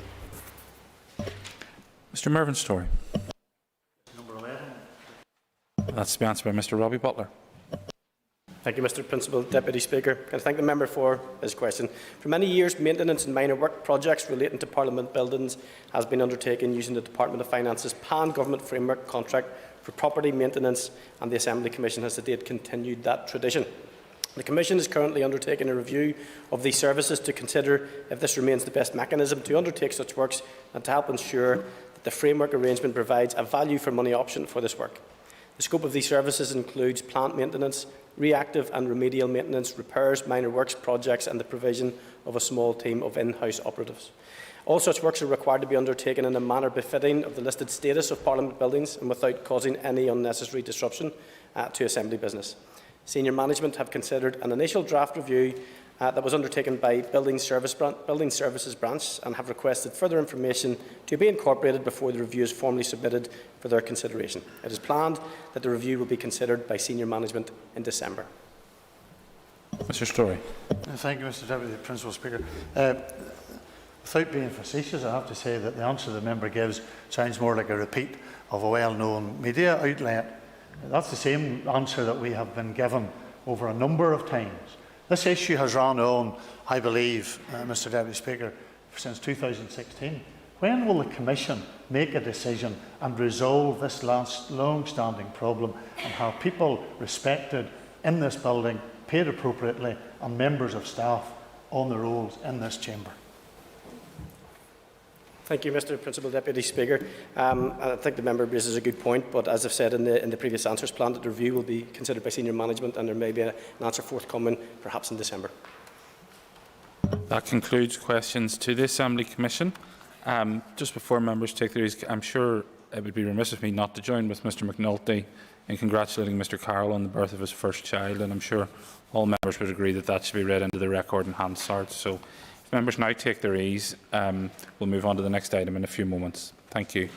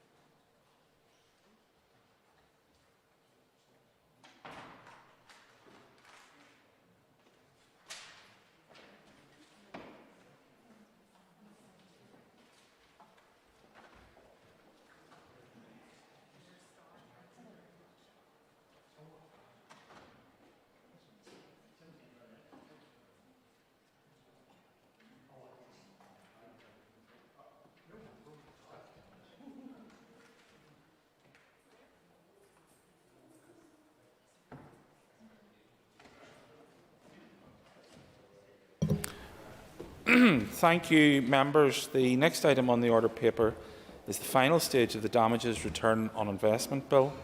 I call the Minister for Justice, Mrs Naomi Long, to move the final stage. I beg to move that the Damages Return on Investment Bill do now pass. Thank you, Minister. Final stage of the Damages Return on Investment Bill has been moved. The Business Committee has agreed that there should be no time limit on this debate. I call the Minister for Justice to open the debate. Minister. Thank you, Mr Principal Deputy Speaker. Firstly, I wish to advise members of a declaration of interest in relation to the personal injury discount rate on account of my husband's membership of a medical and dental defence union. I am very pleased to be able to present the final stage of this bill to the Assembly today and to move a significant step closer to the setting of a stable discount rate in Northern Ireland, which will better give effect to the core legal principle of 100% compensation. That is in the interest of all those involved in personal injury litigation. As members will know, when I introduced this bill in March, I hoped that we could reach this stage expeditiously to enable a rate to be set under the new framework at the earliest possible opportunity. Unfortunately, that did not prove possible, and my department consequently had to proceed to review the rate under the current Wells v Wells framework, the cost of which decision is not insignificant. However, I recognise and value the importance of the Justice Committee's scrutiny role, and so want to place on record my thanks to the Chair, Deputy Chair and members past and present for their detailed consideration of the bill and their comprehensive report. I would also like to take this opportunity to thank the staff who work hard behind the scenes to support the committee in carrying out its work.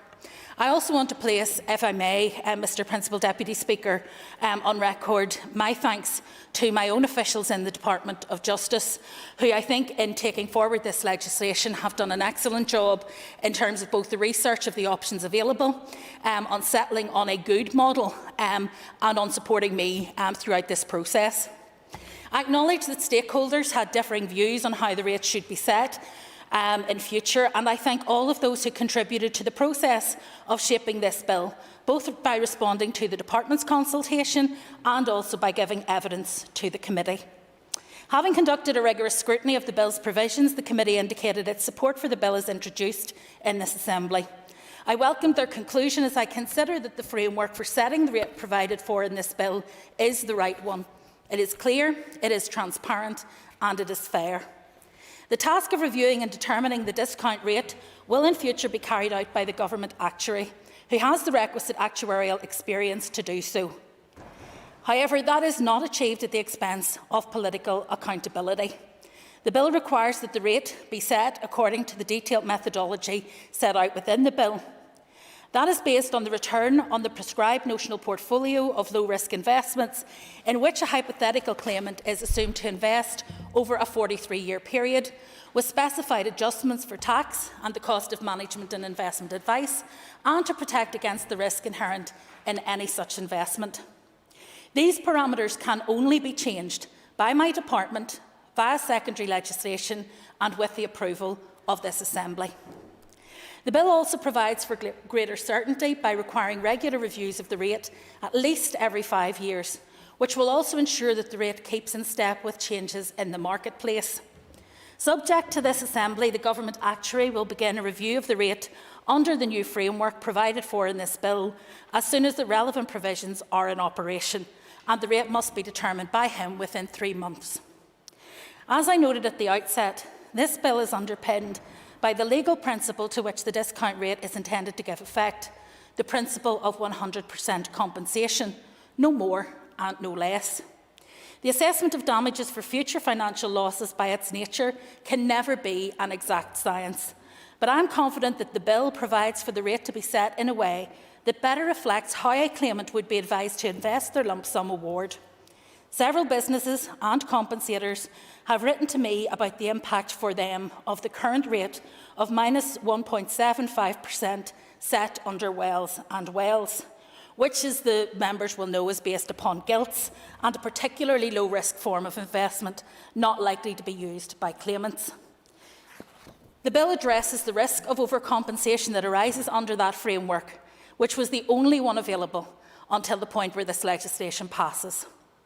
Most importantly, however, The certainty and stability which this bill will bring means that those who have sustained serious, perhaps even life-changing injuries through no fault of their own will hopefully now be able to resolve their claims expeditiously and receive the right and proper compensation due to them so they can meet their needs present and future. On that note, Mr Speaker, I wish to commend the Damages Return on Investment Bill to the House. Thank you, Minister. I call the Chair of the Justice Committee, Mr Mervyn Story. Thank you, Mr Deputy Speaker. On behalf of the Committee for Justice, I welcome the final stage of the Damages Return on Investment Bill. The Committee appreciates the need for a stable long-term personal injury discount rate to be set in Northern Ireland and for it to be reviewed at regular intervals, particularly given the uncertainty in recent times and the reported negative impact in progress in cases under the previous rate, and more recently the set rate of the minus 1.75%, which the Committee has been advised is the lowest in the world and has the potential to lead to the overcompensation in a large number of cases, and the Minister has set out very adequately the issues in relation to that. It is clear that setting the rate under the Wales methodology no longer reflects how a claimant would be advised to invest their lump sum, and therefore a new framework for setting the rate is needed for Northern Ireland, and that will now be provided for in this legislation. The key question is what legal framework will achieve as close as possible to the 100% compensation principle without veering too far towards either over or under compensation, and that was the focus of the Committee's detailed and careful scrutiny of the bill. Achieving 100% compensation is not an exact science, and assumptions have to be made about the future, assessing the likely effect of the framework in setting the personal injury discount rate is therefore not easy and poses a challenge. Committee considered the various elements of the framework both individually and in conjunction with each other before agreeing that it was content with the bill as drafted and would not seek any amendments to it. The Committee also sought further information and clarification from the Department regarding why the wider economic and social impacts of changes to the rate could not or should not be considered when setting the rate, given the personal injury discount rate can make significant differences to the amount of the award. We must not underestimate the importance of getting the framework for setting the rate right for those people who suffer personal injuries, and in particular catastrophic life-changing injuries due to the negligence of others or who rely on their compensation award to meet future financial losses, including loss of earnings, cost of the future care and support and the provision of specialist equipment. However, we must also ensure that the framework does not lead to overcompensation, given the ramifications of that on health and social care provision, as very clearly laid out by the Committee, by the Health Minister, and the implications for insurance premiums and businesses in Northern Ireland. While the Committee did not seek any amendments to the bill, we did make several recommendations to the Department, including that it should publish an impact assessment and setting out the potential implications of different rates on departments and businesses when a review is due to take place to aid transparency, and so that the potential consequences and costs are fully understood and necessary mitigations and actions can be considered by the Government and the relevant organisations in preparation for the new rate coming in. The Committee also recommended that the Department should undertake an assessment of the potential options to gather evidence of actual claimant investment behaviour. While appreciating the challenge of obtaining information on how claimants actually invest their compensation awards, the Committee believes that there are benefits in doing this to inform future consideration of the framework, and potential options to do this should be identified and explored. I know that the Minister would have preferred accelerated passage for this bill. However, it was right, I believe, that the new framework was fully and properly scrutinised by the Committee and the Assembly. A range of issues and distinctly contrasting views were raised by key stakeholders in the evidence received on the bill, and these needed to be explored and understood. The Committee stage provided the opportunity for this to take place, and while the bill has not been amended, decisions taken in relation to the clauses and schedules which were better informed than would have been otherwise the case. As part of the Committee's deliberations on the bill, we noted the low uptake of the periodical payment orders, which would reduce the need for a lump sum payment calculated using multipliers and discount rates, And we wrote to the Lady Chief Justice regarding this issue on how information on and promotion of these could be increased. The committee welcomed the reassurance provided by the Lady Chief Justice that in most of the catastrophic injury cases which require approval by the court, PPOs play an important part in the settlements, and the judges dealing with these cases have a wealth of experience and knowledge of the issues surrounding the personal injury discount rate and the legislation, case law, practice and procedures relevant to the making of the PPOs. I want again to thank the committee members for their diligence, their time and the effort they gave to scrutinising this complex and technical legislation, the departmental officials for their assistance during the committee stage of the bill, and our committee staff for their support and advice. I also want to place on record again the appreciation of the committee to all the organisations and the stakeholders who contributed to our scrutiny by taking the time to provide written and oral evidence. Their expert advice and the contributions were greatly assisted our understanding of these issues. On behalf of the Committee for Justice, I am pleased to support the final stage of the Damages Investment Return Bill and commend it to the House. I look forward to a new personal injury discount rate being set under the new framework in the near future. Thank you, Mr. Speaker. Thank you. I call Gemma Dolan. And I welcome the final stage of this bill, and I also want to place on record my thanks to the committee staff. This bill is hugely important to ensure that victims of personal injuries who have been injured through no fault of their own get the compensation that they are entitled to. It's been a long and complex process to get to this stage, but today is a good day as we pass another important piece of legislation. The purpose of personal injury compensation is to return the victim to the same financial position as they would have been in had they not been injured. Whilst this is an extremely difficult thing to do, given the variables around each case and each claimant, I am satisfied that we have reached the right conclusions. Throughout the committee's consideration, we heard from a wide variety of individuals and organisations, including those representing both defendants and claimants, and it became clear that setting a legislative framework for the setting of the personal injury discount rate required a number of highly subjective choices, and that it would be very difficult to get agreement from all interested parties on how this would be best achieved. I am satisfied that the final draft of this bill provides the best possible framework to ensure the long-standing legal principle of 100% compensation. Whilst much of the Assembly and the Committee's deliberations have focused on the technical elements of the bill, often deliberating on complex equations and financial exercises, fundamentally at the heart of this bill are victims who have been gravely injured through no fault of their own. Many of these people have been left with life-changing injuries, trauma, and are often vulnerable and require support to navigate the challenges faced in their new lives. We know there is a backlog of cases which are awaiting settlement and have been delayed for a number of years because the issue of the personal injury discount rate had not been settled. This will have no doubt been a source of huge frustration to all parties and traumatic for those awaiting much needed compensation. I am very pleased that the passage of the bill will close this chapter in their lives, will allow for cases to progress at a fair and equitable rate, and will allow victims to move on with their lives as best they can with the dignity they deserve. I commend the bill. Mr. Stuart Dixon. Thank you very much, Principal Deputy Speaker, and I will be very brief just to thank the Minister for bringing this bill finally to conclusion in the House today, to regret the length of time that it has taken through no fault of the Department of Justice, a hiatus in this Assembly, and perhaps a faster committee stage might have processed this more expeditiously. However, today is not a day for recriminations. It's one for welcoming the work that the committee has done, and particularly that of the Minister and officials in delivering this important piece of legislation. Thank you. Thank you. No other member has indicated to me that they wish to speak, so I now call the Minister to wind in the debate. Minister.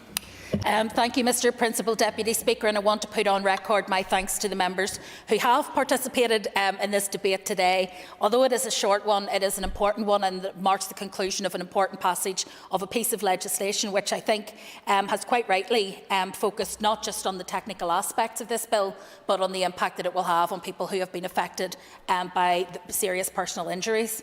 I'm confident the methodology in the bill achieves the aim of giving better effect to the 100% rule by reflecting how a claimant would be advised to invest their lump sum award.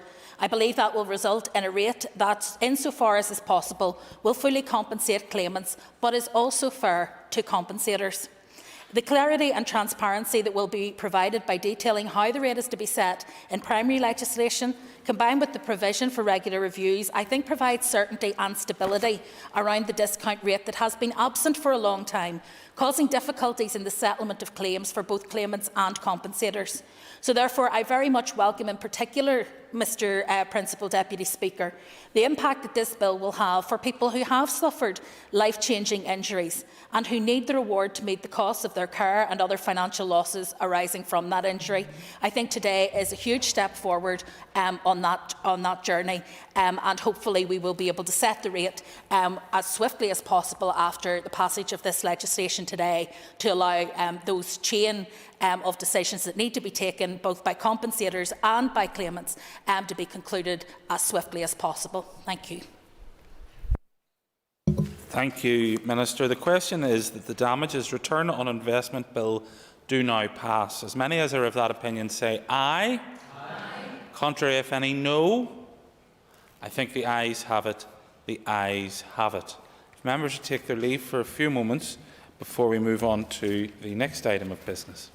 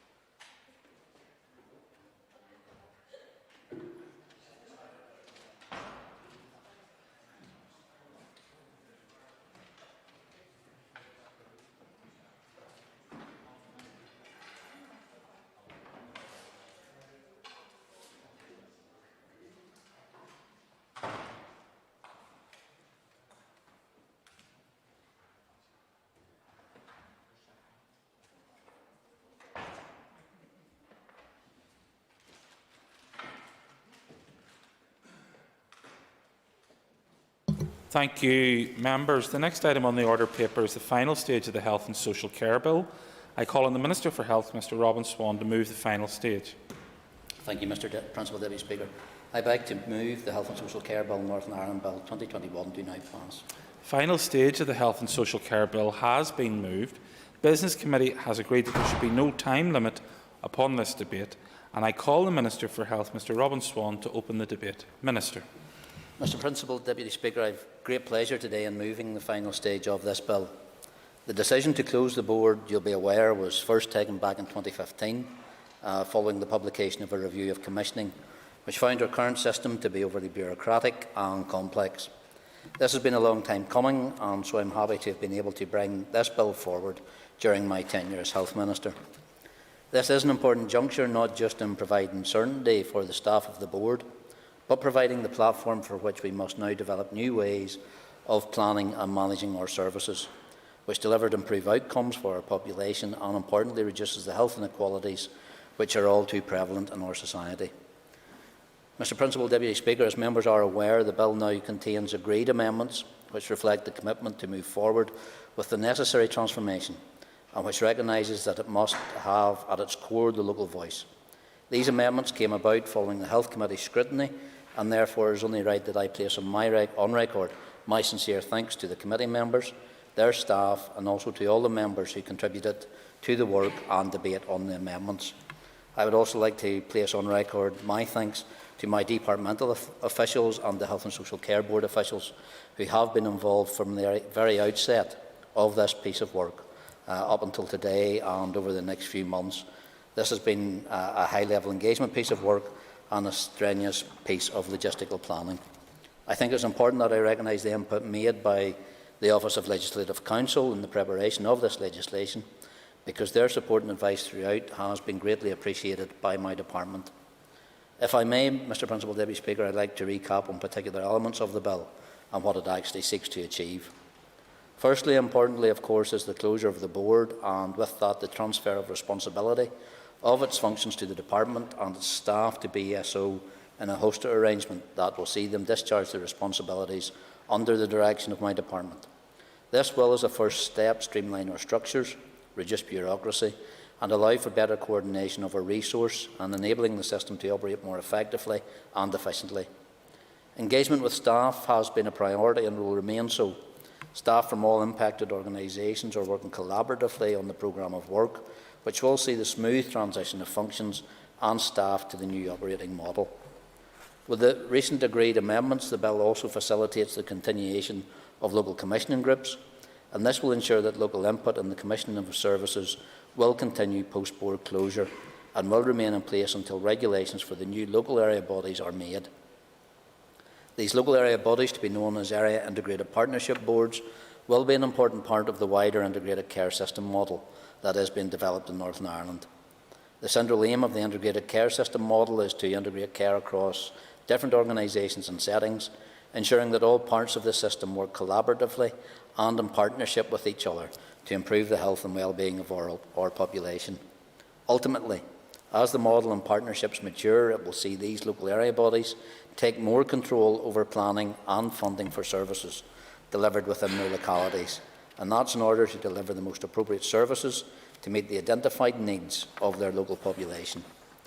The powers contained in this bill will ensure that the Area Integrated Partnership Boards are established in statute and that local input and intelligence continues to be central to how we plan, manage and deliver our services in the future. Of course, the regulations will be subject to Assembly scrutiny, and as I mentioned previously, this is what the business of this Assembly is about. It's about delivering effective legislation, so therefore I would urge all members to support this bill at this stage. Mr Principal Deputy Speaker, I commend this bill to the House. Thank you, Minister. I call the Chair of the Health Committee, Mr Colm Gildernew. And I rise to speak firstly on behalf of the committee to welcome the final stage of the Health and Social Care Bill, and then I'll make some remarks as Sinn Féin Health spokesperson. I would like to thank the Minister and the Department officials for their work in getting the bill to this stage. The pandemic over the last couple of years has shown us how fragile our health system is and has only reinforced the need for transformation in the health and social care system. We need to find a way that makes the system work, not only for the most vulnerable in our communities, but the vast number of people on our waiting lists and in need of healthcare services, both physical and mental health. This bill has been a long time in the making and is an important first step on the wider transformation journey. Closure of the board has been a policy position of the department since 2015 and has been the position of the last 3 health ministers. I do hope that moving forward we see that transformation journey progress faster and that systems and processes are put in place to ensure our system works for everyone.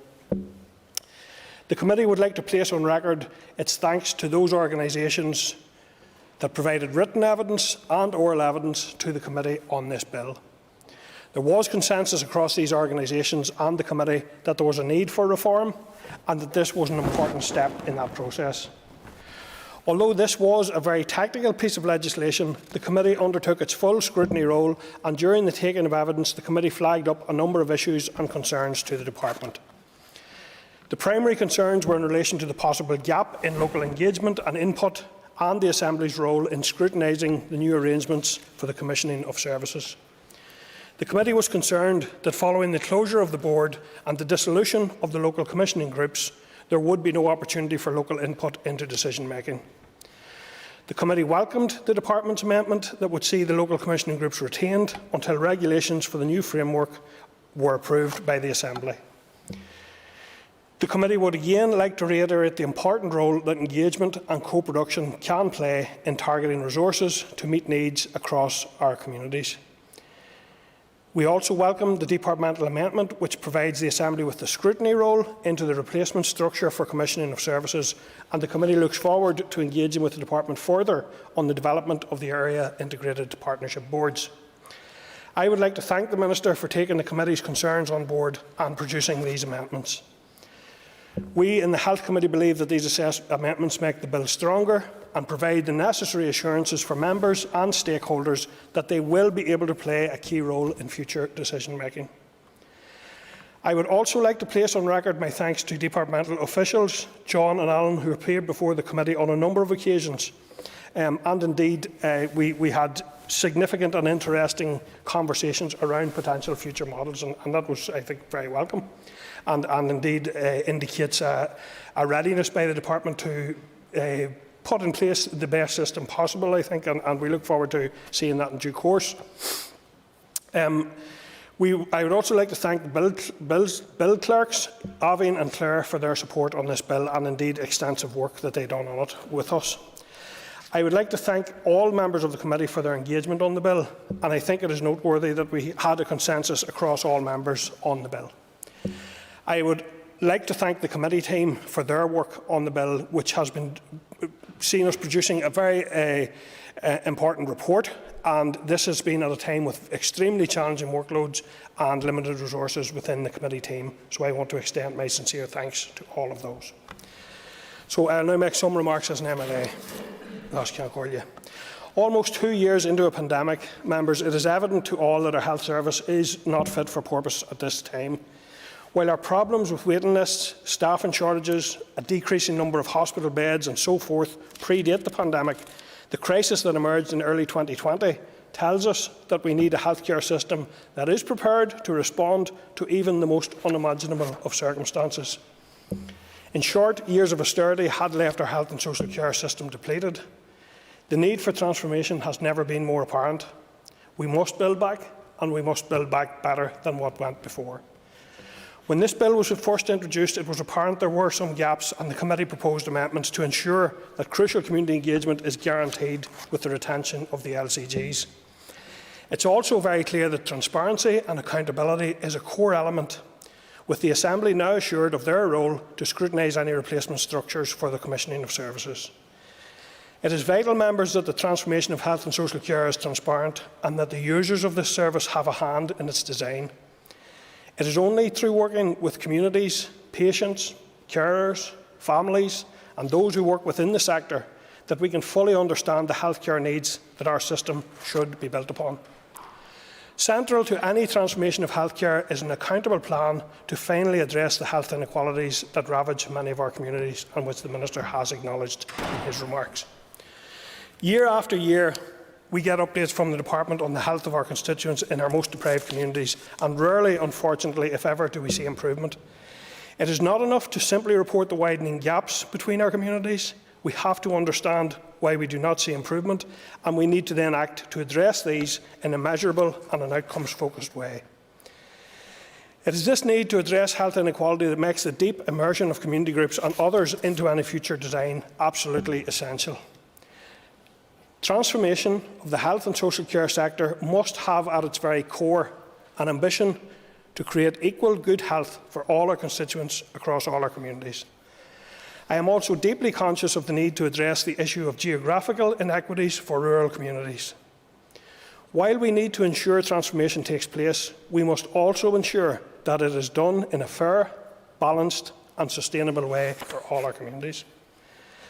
Years of underinvestment cannot be continued and indeed must be redressed with effective planning and delivery. Everyone must have access to a decent, accessible and available health service wherever they live. The stalled rollout of multidisciplinary health teams to primary care settings and the constricting access to public health dentistry are providing significant challenges to that goal at this time. Finally, members, having engaged extensively with health and social care professionals over the past couple of weeks, including in the south of Ireland, I believe there is tremendous potential which must be grasped on an all-island basis. It was a privilege for me to witness the passion and planning for the future taking place in the Children's Paediatric Cardiology Centre in Dublin. It is surely, members, past time that we address the fact that grieving families are still having to travel to England to access paediatric pathology services. Minister, we must accelerate efforts to address this issue on a sustainable basis here on the island.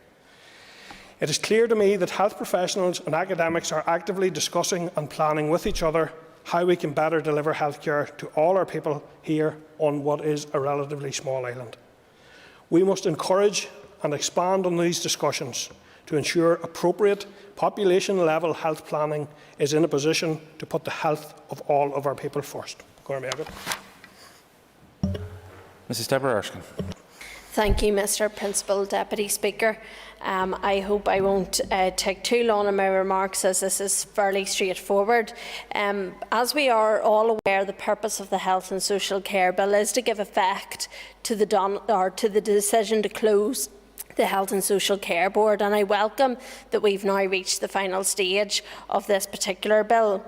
This bill is an important step in the gradual transformation of how our health system is managed.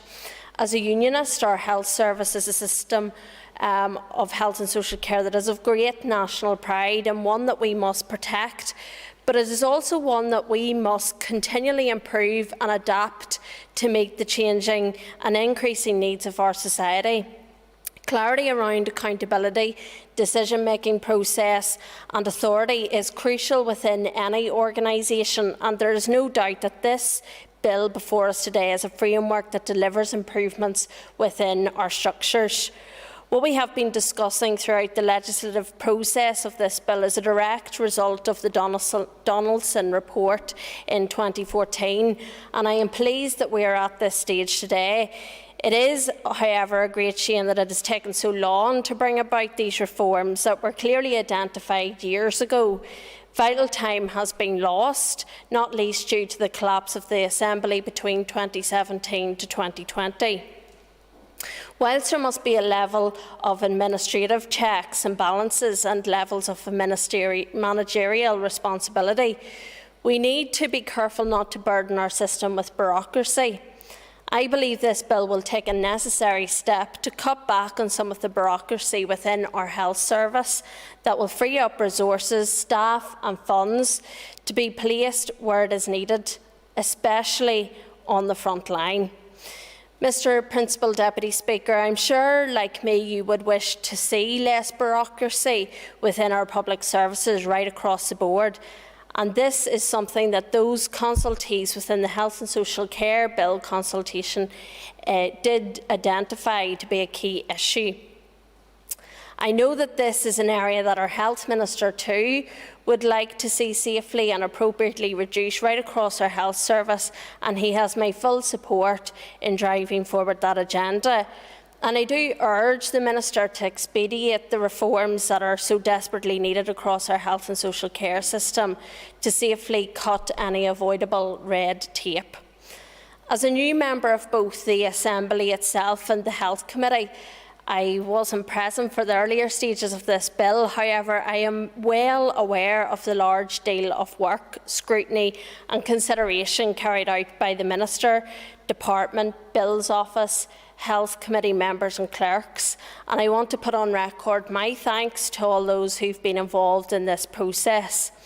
As the Health Committee scrutinised this bill, they came to the collective belief that by providing for the dissolution of the regional board and the transfer of its functions, and a requirement for the department to make transfer schemes for assets and staff, this was something they could support.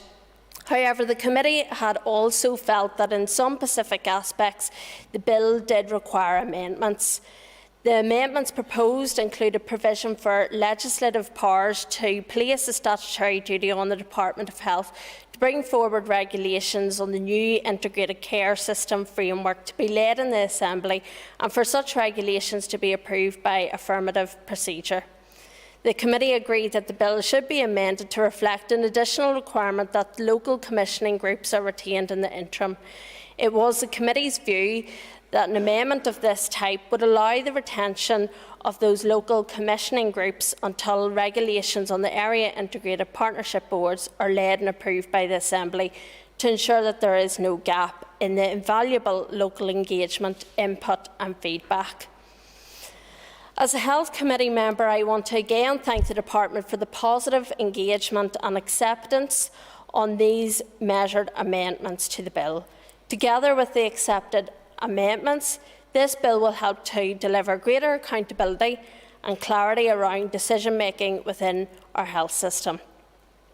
Some of the complexity and what has over time become burdensome and outdated levels of red tape and bureaucracy will be stripped out, and that, in my view, and that of those consulted, is the objective achieved. In concluding, it is always right and proper to give that thanks go to the work not just of the committee members but the committee clerk team and as well as the bill clerk and of course the department officials, especially in what has been a very challenging time for all. So, Mr. Principal Deputy Speaker, I commend this bill to the House. Thank you. I call Mr. Colin McGrath. Thank you very much, Mr. Deputy Speaker, and I welcome the opportunity to speak on the final stage of this Health and Social Care Bill today. It's important to note that the bill that we're voting for today is different to the bill that was first presented to the Assembly back in March of this year. As the bill has progressed through the necessary various stages, it has evolved, has been amended to make it as robust as possible. So, in previous contributions to this bill, I've said that we do need to do something radical for our health service, and I continue to hold true to that. We spend more money and more money across every single health trust today than we did 10 years ago. That spend on our health trusts alone, excluding the ambulance services, increased from 1.6 to 2.4 billion in 2020. The Health and Social Care Bill offers us an opportunity to take a step in the right direction in terms of commencing reconfiguration. When we hone in on what is the basic thread that runs through this bill, we find that it cuts out levels of bureaucracy to allow decision-making to be more efficient. That will be the key test of the effectiveness of this bill in the future and will be something that I'm sure we will all be looking to keep an eye on. So I think it's only fair that we welcome that the Health Minister has managed to get the bill to this stage here today. Let today, members, vote on the Health and Social Care Bill serve as the next step in the journey towards that radical transformation of our health service. We have had report after report, we have had review after review, and I do appreciate that the Minister has inherited a department in crisis, which was then left to face a deadly pandemic. All quarters of this House have been involved in a collective effort to get through the pandemic together, and while that messaging has become somewhat diluted over time, the closer we get to an election, the majority of people in this House are committed to getting some form of new configuration to our health service. However, as we emerge from COVID pandemic, we must focus on that radical transformation which our health service needs. So I want to assure the Minister that the SDLP is committed to that transformation of our health service, and whoever the Health Minister is this time next year, we will work with them to ensure that we can deliver that. Thank you very much. Mr. Alan Chambers. Thank you, Mr. Principal Deputy Speaker. You asked me yesterday to complete a supplementary question in 10 seconds. I can't promise to commit that my contribution will be in 10 seconds today, but it will be as succinct as possible. I'm pleased. Shall I put that to a vote? I'm pleased that this long-awaited legislation has moved to this point, and all suggested amendments have been incorporated into the legislation, and the continuing existence of local commissioning groups while new structures are put in place is important and very welcome. I wish the new model well going forward, and I'm confident that any operating changes will be fully embraced by the dedicated departmental staff. The Ulster Unionist Party fully supports this piece of reform. Thank you, Mr. Deputy Speaker. Ms. Paula Bradshaw. Mr. Speaker, I wasn't intending to speak today, but I just the fact I don't want to repeat myself from previous debates, but I do want to put on record my thanks to the departmental officials who came to Health Committee, their enthusiasm and passion to bring about the change that's required for to alleviate the huge pressures on our health and social care system was palpable, and I wish them well as they go forward in this.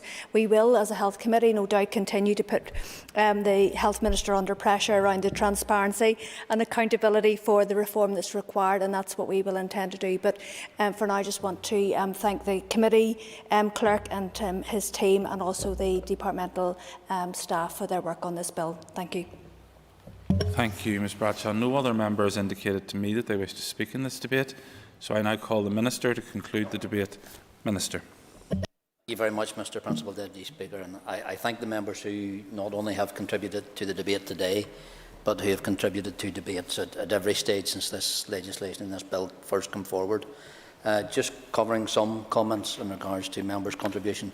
And again, I want to place on record my thanks to the Chair, the Deputy Chair in her absence, but the members of the Health Committee for working in partnership with the Department and their officials in developing this bill. And a number of members have talked about the amendments that have been brought forward. You know, it was in that collaborative approach that we accepted the amendments as they were brought and the sentiment they were brought, and in the ideal forming of legislation, that is what our committee structure, that's what this Assembly is really about, is that partnership approach. So I thank the members of the committee for bringing forward those amendments that we were able to adapt into the original bill and work in that collaborative approach and bringing it forward to this stage. Mr. Principal Deputy Speaker, I'd like to play as well, just acknowledge for the contributors who have spoke and acknowledging the work of my department officials on the Health and Social Care Board in regards to bringing this piece of work, which did start over 6 years ago, actually, to nearly fruition today as we bring it to its final stage through the Assembly. But in regards to Ms Bradshaw's contribution, no, she said she didn't intend speaking, but to talk about the enthusiasm and the passion of my department officials is not something I often hear in this House, Mr Principal Deputy Speaker, but I can assure you, having been in post since January 2020, it's something that I see on a day and daily basis, is that passion, that commitment, that dedication to the health service in Northern Ireland, no matter where their function is, no matter where their role sits within the Department of Health, and bringing forward that change that we do need to see in our health service so that we do deliver for our people in Northern Ireland as well. So, Mr Principal Deputy Speaker, I'm sure I don't need to remind members that reaching the final stage of this bill is not the end of the matter, because, as members will be aware, the board closure is the first step in a staged approach. This is in context of a wider programme of work underway on the development of an integrated care system in Northern Ireland, which will look at how we plan and manage our services in a way that promotes integration, collaboration and service improvements. Partnerships are the fundamental bedrock of the integrated care system model, and therefore you can be reassured that significant work has been and will continue to be undertaken to engage with all the relevant stakeholders moving forward, because this is a vital opportunity to ensure that the health and social care in Northern Ireland is focused not just on treating ill health, but on building population health resilience well into the future. Mr Principal Deputy Speaker, I commend this bill to the House. Thank you, Minister. The question is that the Health and Social Care Bill do now pass. All those in favour say aye. Aye.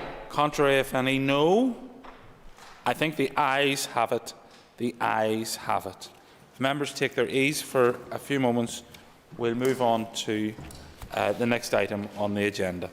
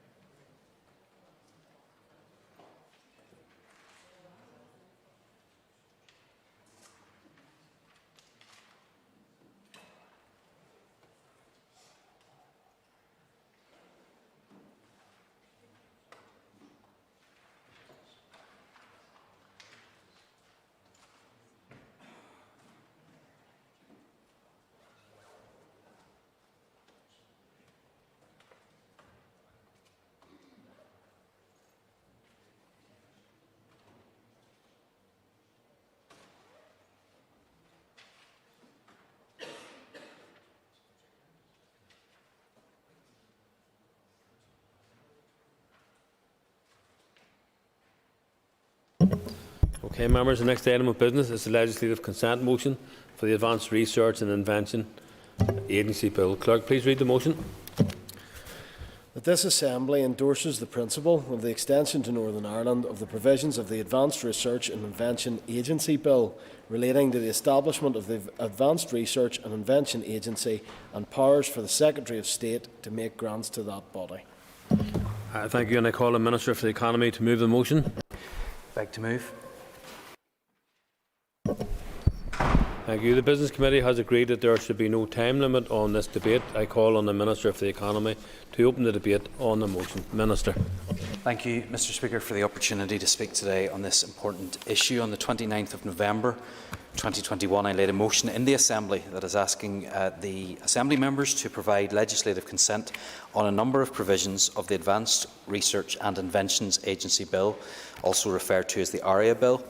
Before I explain more about the bill itself and the motion, I would like to acknowledge that this legislative consent motion is in breach of Standing Order 42A. I regret that it has not been possible to adhere to a normal Assembly timelines in the progression of the LCM to this stage. My department has been in extensive negotiations with officials from the Department of Business, Energy and Industrial Strategy, as well as counterparts from the other devolved governments around several aspects of the bill which have only recently been completed. This has left very little time for the Assembly to consider this motion before the ARIA Bill completes its progression through Parliament and achieves royal assent. As such, I would like to thank the First Minister and Deputy First Minister for acknowledging the importance of this motion by allowing it to be considered via urgent procedure, and also the Economy Committee for making the time to allow my officials to speak and for considering the ARIA Bill and this LCM at such short notice. The March 2020 budget confirmed the UK Government's commitment to an £800 million investment in the creation of a new research funding body. This bill is the outcome of that commitment and will create ARIA, the Advanced Research and Invention Agency, a new body that will target blue sky research areas that have the potential for creating transformative technologies. It's based on a high-risk, high-reward approach. In this respect, ARIA is very much based on the UK DARPA model, the Defence Advanced Research Projects Agency. Since the 1950s, DARPA has focused solely on transformative science and technological research programmes. DARPA played a vital role in the creation of the Internet, the Global Positioning System, and the world's first weather satellite, as well as more recent inventions such as voice recognition technology as used in Apple's Siri. Other countries have also created bodies inspired by the Disruption Innovation DARPA model, including Japan's Moonshot R&D Agency and Germany's Sprindid. ARIA will be designed with similar operational freedom, cutting bureaucracy where it is inappropriate and ensuring ARIA's ability for agile, fast-paced, objective setting and flexible allocation of funding. This funding approach will help gain advantage in what is inherently dynamic, uncertain and unpredictable areas of research. ARIA will have a large tolerance to failure. Not all of the projects ARIA undertakes will go beyond the initial funding stage. But, as proved by similar agencies, this system truly has the potential to discover, support and capitalise on those projects that can produce transformative technological change or a paradigm shift in an area of science. As the motion details, consent of the Northern Ireland Assembly is required on the majority of provisions of the bill, as its main subject matter, research and innovation, is a devolved area of the law. It is my view that the high-risk research and development investments with potentially high return are a missing part of the research and development funding ecosystem across the United Kingdom and indeed in Northern Ireland. ARIA will provide an additional avenue of research and development funding and has the potential to make a significant contribution to the already excellent research base across the UK. As such, I recommend that the Northern Ireland Assembly agrees to provide legislative consent at this time, and I would commend the motion to the Assembly. Thank you. Thank you, Minister, for that. And I call Keith Archibald, the Chairperson of the Economy Committee. And I rise to speak just briefly as Chair of the Economy Committee. The Advanced Research and Invention Agency Bill was introduced and given its first reading on the 1st of March 2021 and completed committee stage in the House of Lords on the 22nd of November. The committee welcomes the general purpose of this bill in that it provides a mechanism for funding high-risk long-term R&D and will deliver on British Government commitments to invest at least £800 million in that R&D over the 5 years of the current British Parliament's term. However, I must highlight at the outset, as the Minister has referred to, that the committee has had very limited time in which to scrutinise the LCM, given the breach of the 10-day rule, and in turn there was little scope to engage with our stakeholders. The committee understands that the long delay between the bill being introduced in Westminster and the LCM being laid was due to negotiations with the devolved administrations, primarily around the governance of ARIA and the need for it to be independent of government. The committee understands that the Scottish and Welsh governments are now content with the MOU and will proceed with LCMs. As soon as the committee was made aware of the upcoming LCM, we wrote to our key stakeholders to ascertain their views and sought an oral briefing from the department. Therefore, whilst the committee has not had the time to produce its normal committee report, I would like to outline for the House the discussions which the committee had during that oral briefing from the department on the 1st of December, as well as some of the views expressed during our limited consultation. This bill seeks to establish the Advanced Research and Invention Agency, a UK-wide funding body for high-risk long-term R&D, which will align with existing research funding developed through UKRI and the research councils, and will also reflect the gap for high-risk, high-reward research that exists in the North as well as in Britain. The committee understands that the British Government originally proposed to reserve ARIA funding powers through an amendment to the 1998 Act, and similarly so for Wales and Scotland. However, the devolved administrations maintain concerns about the reservation of ARIA, and a memorandum of understanding has now been drawn up to ensure ARIA's independence from government, whilst also allowing the removal of the reservation from the ARIA Bill. During the oral briefing from the Department on the 1st of December, the committee received further details on the terms of the MOU with the devolved administrations and sought reassurance around representation for the North on the board of ARIA. Another issue on which the committee has sought reassurance is in relation to the impact of Article 10 of the Protocol and whether there could be any impact on companies here accessing ARIA funds. Both Queen's University and the Open University have indicated that they support the policy intent of the bill. Queen's states that research excellence should be supported wherever it exists, but that there is a need to ensure that in practice ARIA reaches out across the UK and doesn't focus on areas of traditional R&D intensity to demonstrate its effectiveness through quick wins.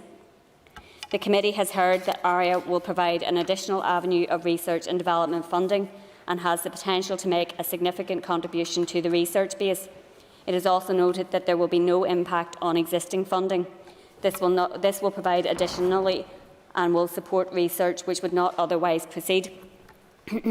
On the basis of the very limited time available to the committee to scrutinise this LCM, and given the general contentment expressed by stakeholders, the Committee for the Economy agrees to support the LCM. And just last Concordia to make a few brief comments as Sinn Féin Economy spokesperson. Obviously, research and innovation are hugely important, not just economically, but socially and culturally, in terms of making technological advances and of advancing in a whole range of fields, not least as we seek to meet our decarbonisation targets and tackle the climate and biodiversity crisis. Also, we've seen over the past 2 years the importance of R&D in terms of, for example, tackling the pandemic, and where we were able to make very quick advances in respect of the vaccines. So the type of research to be funded by ARIA is important, and there are examples, where, as the Minister has outlined, of this have been successful elsewhere, and that the type of high-risk long-term projects that might not meet the criteria of existing funding streams and therefore need this separate stream. Therefore, we support the aims of this. I call Peter Weir. Mr. Speaker, I rise, I suppose, to sing a song of praise for the ARIA Bill. and the LCM. I think it is a very important LCM, and I think it's a very innovative approach that has been taken. It's one to be welcomed. I suppose there is a slight degree of irony that it is actually, while we're talking about research innovation, that actually the model that is taken is actually a tried and trusted model that's been used elsewhere. As noted by the Minister, there's been a range of developments by its US counterpart, albeit it took me a little bit by surprise because I thought it was Al Gore claimed to have invented the internet rather than the American sort of counterpart. Can I suppose maybe highlight, just very briefly, 4 aspects which I think are very beneficial. First of all, I think the structures put in place by ARIA are largely complementary to the funding model that is already in place in terms of research and development. We have a rich tradition in the UK of innovative research. One looks particularly locally to pioneers such as Harry Ferguson or Frank Pantridge, to note the contribution particularly made within Northern Ireland. But in terms of the research, particularly going through our universities that apply, the UK very much punches above its weight, with approximately about 1%, indeed probably less than 1% of the overall global population. We represent about 4% of the researchers within a university context. But in terms of papers that have been cited in international comparison, the UK contribution is about 14%. So it's important actually that in terms of any model that we have one which does not in any way diminish what is already happening but adds to it. And I think the fact, and it has been widely welcomed by stakeholders who will be contributing to this, this is something over and above what is taking place at present.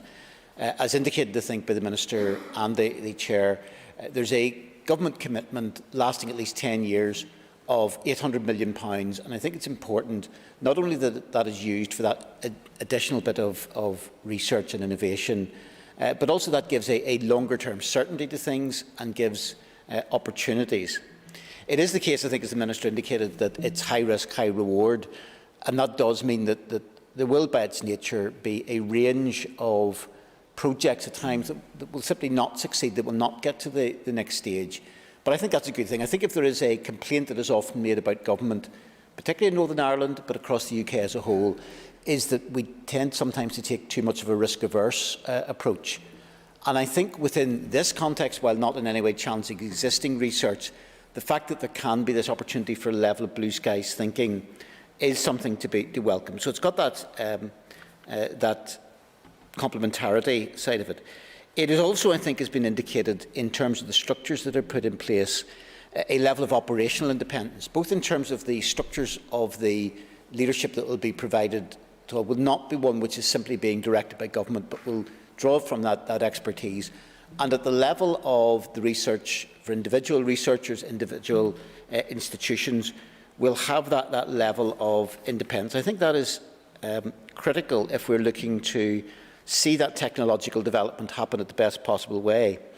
Thirdly, I think, as indicated, it will have financial flexibility. And so one of the constraints that is sometimes there in terms of research is that a research project will get funding for a relatively short period of time, will have to immediately hit goals relatively quickly.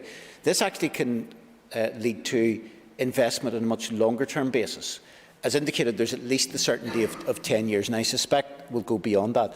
And that will mean that actually some projects, if they are to succeed, will not be something which will be necessarily successful overnight, but actually will require a long period of work and embedding in.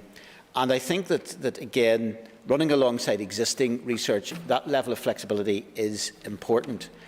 And finally, I think if this is to succeed as much as possible, whereas I suppose in an operatic centenario will be, if you like, the song of a single distinctive voice, very much the focus on ARIA is that of collaboration.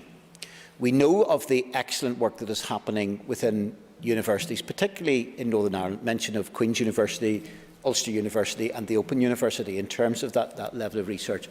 But this, I think, will be particularly successful where there is that cross-fertilisation. And we've seen this, I think, in terms of particularly economic development within Northern Ireland. And it is the work alongside the universities and research teams, and I know the committee, for instance, visited Queen's University at the end of this summer to be able to test that out.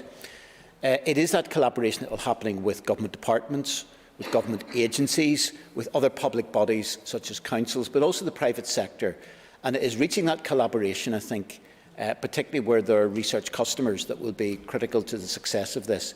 It is important, I think it's a very bold and very welcome step that has been taken across the UK. And it's important that Northern Ireland is at the front of this, that we are getting not simply our share, but actually applying the excellent work that's happening in Northern Ireland to that innovative research.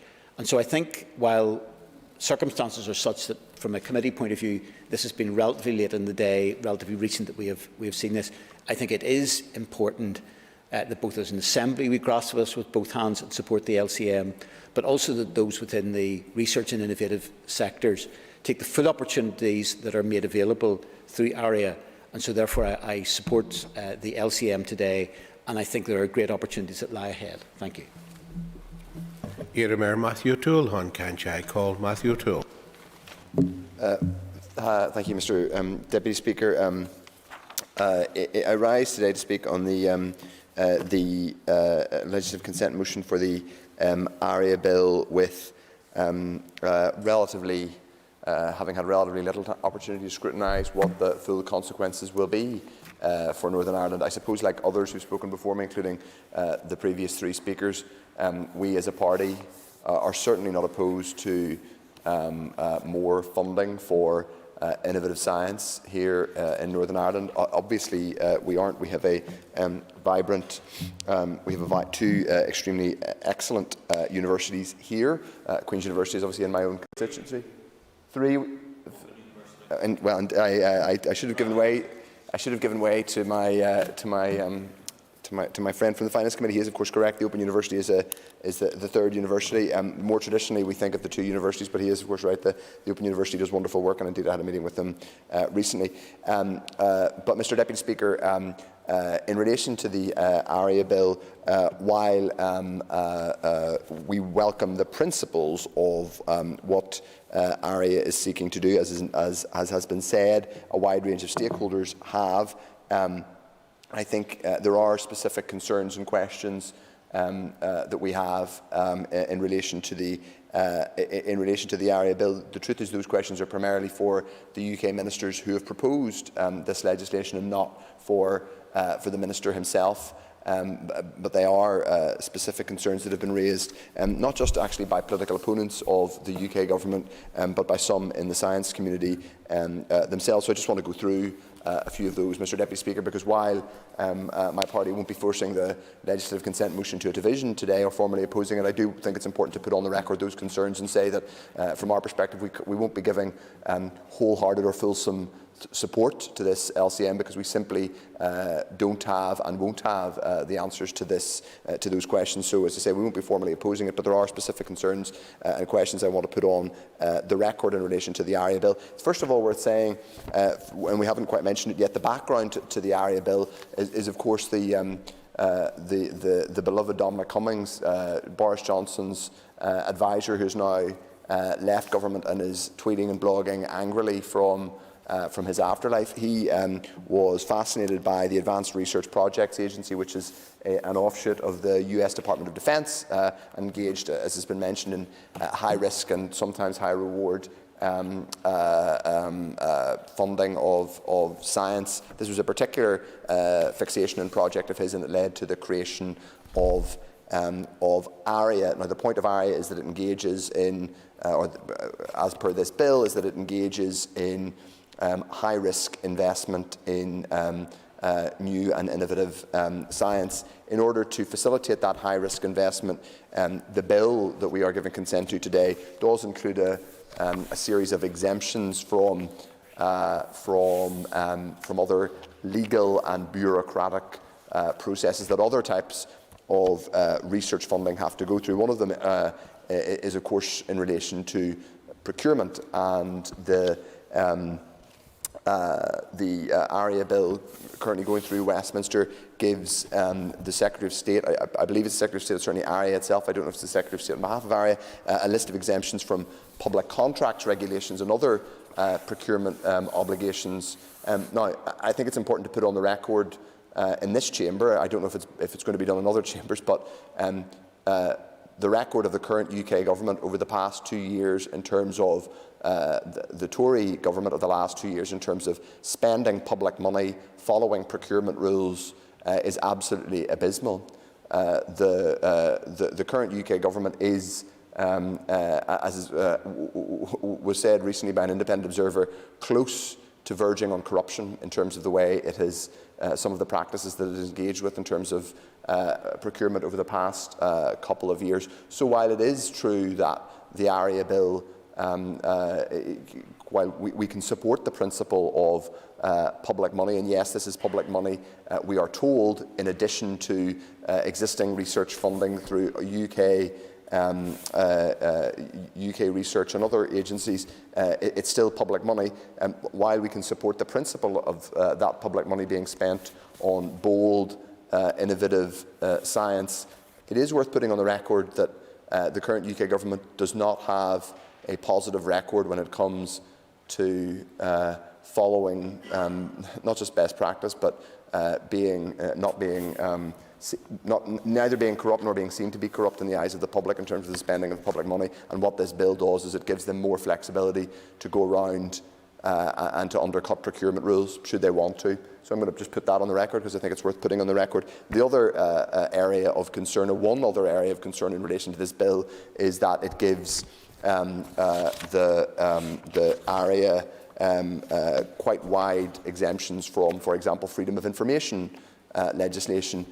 They want to have quite broad exemptions from freedom of information obligations. Those are freedom of information obligations that are a burden on public sector bodies across the UK of all sizes, right down to local councils, and they are critical, and they have become critical to ensuring proper standards in public life and ensuring that public money is spent properly, and indeed that some level of accountability for conduct in public office is upheld.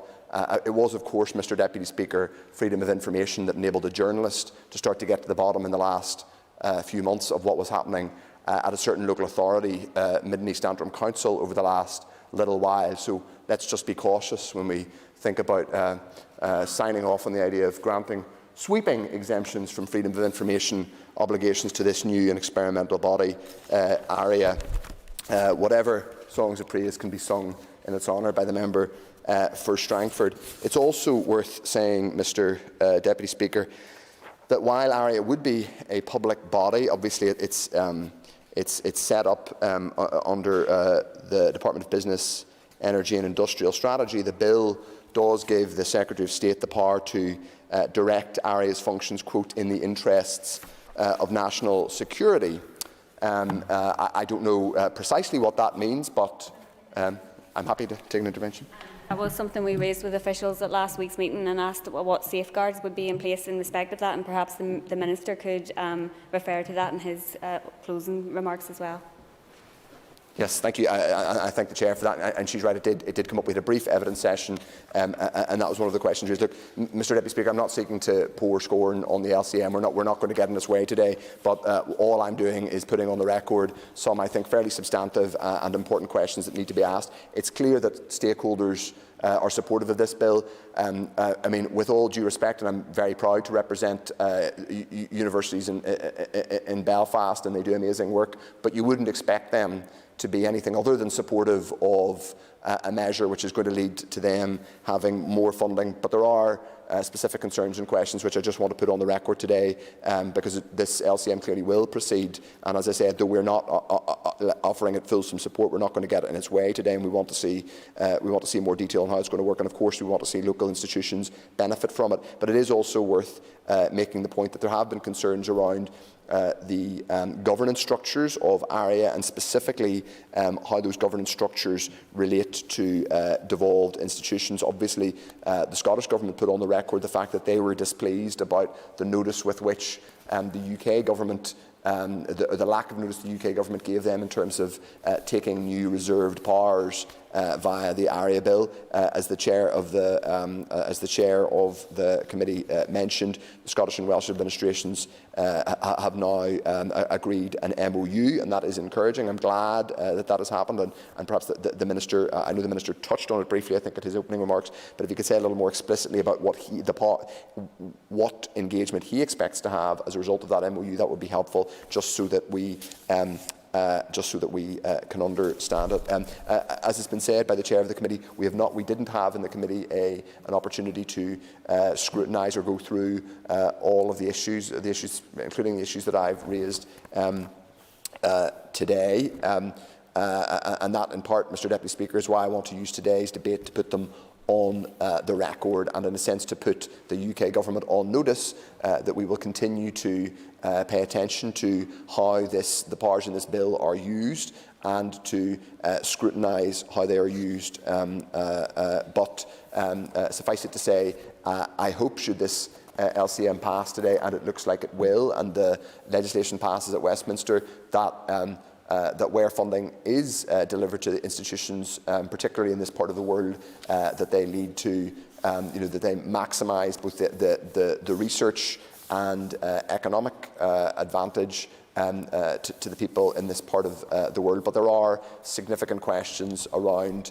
the import of this bill. In short, Mr Deputy Speaker, some of the people who were behind developing this legislation and who have been most enthusiastic about it in London are not people that I would immediately or enthusiastically trust with either the public good or public money. So while the SDLP will not be pushing today's LCM to a division, nor can we offer full-throated endorsement of the LCM. Thank you very much. I call Mike Nesbitt. Deputy Speaker, thank you very much. It's a pleasure to follow Mr O'Toole, who himself used to work for the government in London before leaving to blog and to tweet, albeit with considerably less venom than Mr Cummings. The Ulster Unionist Party will support the legislative consent motion. Like others, we will express a little regret that the process was not perfect that gets us to this point. I particularly feel disadvantaged in that I was unable to attend the briefing at last Wednesday's committee meeting. I was out of the country at the time, so my fault. I was actually in the United States, where this idea of high risk, high reward is part of the kind of economic culture. It's a cultural norm in America, and I think it's to be welcomed that we are to embrace that through this ARIA programme. I listened very carefully to the Minister's introductory remarks. I note he quantified the budget, £800 million. I note he gave some global examples of the sort of breakthrough developments that ARIA might hope to match or replicate in the coming years. What I didn't hear, and therefore what I hope he will address in his closing remarks, is how it fits in with the Northern Ireland economy. So I only have three questions for the Minister. One is simply to confirm on the record that there's no Barnett consequential here, that this is a totally and highly competitive programme of money, and if we secure any, we will have to fight tooth and nail to secure it. The second is who he thinks will avail of it, because the member for Strangford, for example, talked about individuals such as Professor Pantridge and the invention of the portable defibrillator, but also there was mention made of the three universities, Ulster, Queen's and the Open University. Or what about Catalyst down in Titanic Quarter? Is it those small, innovative, progressive companies who he sees tapping in to ARIA? And the third question is about partnerships. Is it a question of there is potential for partnerships? Is it a question that ARIA will actively seek partnerships? Or are partnerships not necessary to be successful in an application to ARIA? So those are the three concerns or questions I have for the Minister. I'm going to leave it at that. I think my colleague Dr Aiken will have more to say in a moment or two. I call Stuart Dixon. Much, Deputy Speaker, and thank you, Minister, for bringing this to us today. I'll not repeat what colleagues from the committee have said with regards to the way in which this particular legislative consent motion is coming to us. That comes with some difficulties, it comes with scrutiny difficulties, but I think it's the overriding issue is the importance of the legislation and the need to deliver that for future research here in Northern Ireland, and to allow those agencies and universities that have the potential to gain from this resource, that they do that, and they do that on an equal footing with the rest of those types of institutions around the whole of the United Kingdom. These provisions will essentially ensure that Northern Ireland will have the same funding opportunities on a competitive basis for scientific research as other counterparts, and to fill the gaps outlined by stakeholders in Northern Ireland. Some of these activities will be high risk, but they are also high reward in terms of how they deliver for us, and that's the importance behind this particular area bill and the initiative and what it will deliver. Like others, apart from the concerns, and I agree with all of the concerns that have been expressed, I have further concerns in relation just to the role of the United Kingdom in delivering this type of research and supporting and funding this type of research. We've cut ourselves off from a massive intellectual background in the European Union, and we need to get and hear from the Minister assurance that there will be no blocks and no barriers to our universities and others being able to share and innovate with the whole community of the European Union, and indeed on a global basis, because research cannot be done just in one small place like Northern Ireland. Often it has to be collaborative, often it has to be working with other institutions right around the world. But for the last 40 odd years we have been doing the bulk of that with universities and other research institutions across the European Union, many of which, of course, the UK government has contributed financially to in wide scientific and, for example, aeronautical and indeed space exploration, all of which we must not lose the investment as a nation that we made in that over the last 40 years. And we must be able to ensure that our universities and those research institutions and those individuals who will be the likely beneficiaries of this research funding will have an open opportunity to be able to do that. So, Deputy Speaker, I support Northern Ireland joining this strategic and an ambitious approach to research goals, and to add to the already excellent research base that we have not only across the United Kingdom but specifically here in Northern Ireland that has been mentioned by others. We need to ensure that Northern Ireland's regional capabilities are considered in all of this, and we look to the Minister and to the Department of the Economy to work tirelessly to ensure that Northern Ireland not only gets its fair share, but that the information is disseminated so that we will take full advantage of this piece of legislation. And as others have said, that once invention and projects come to reality, that they will deliver in this community in Northern Ireland the jobs and the knock-on benefits from the quality of research that's been delivered. Thank you. I call Steve Aiken. Thank you very much indeed. May I indeed thank the Minister for bringing this before the House today. First of all, I have a few declarations to make. I am indeed a proud graduate of the Open University and also a few other institutions like the University of Cambridge and King's College London.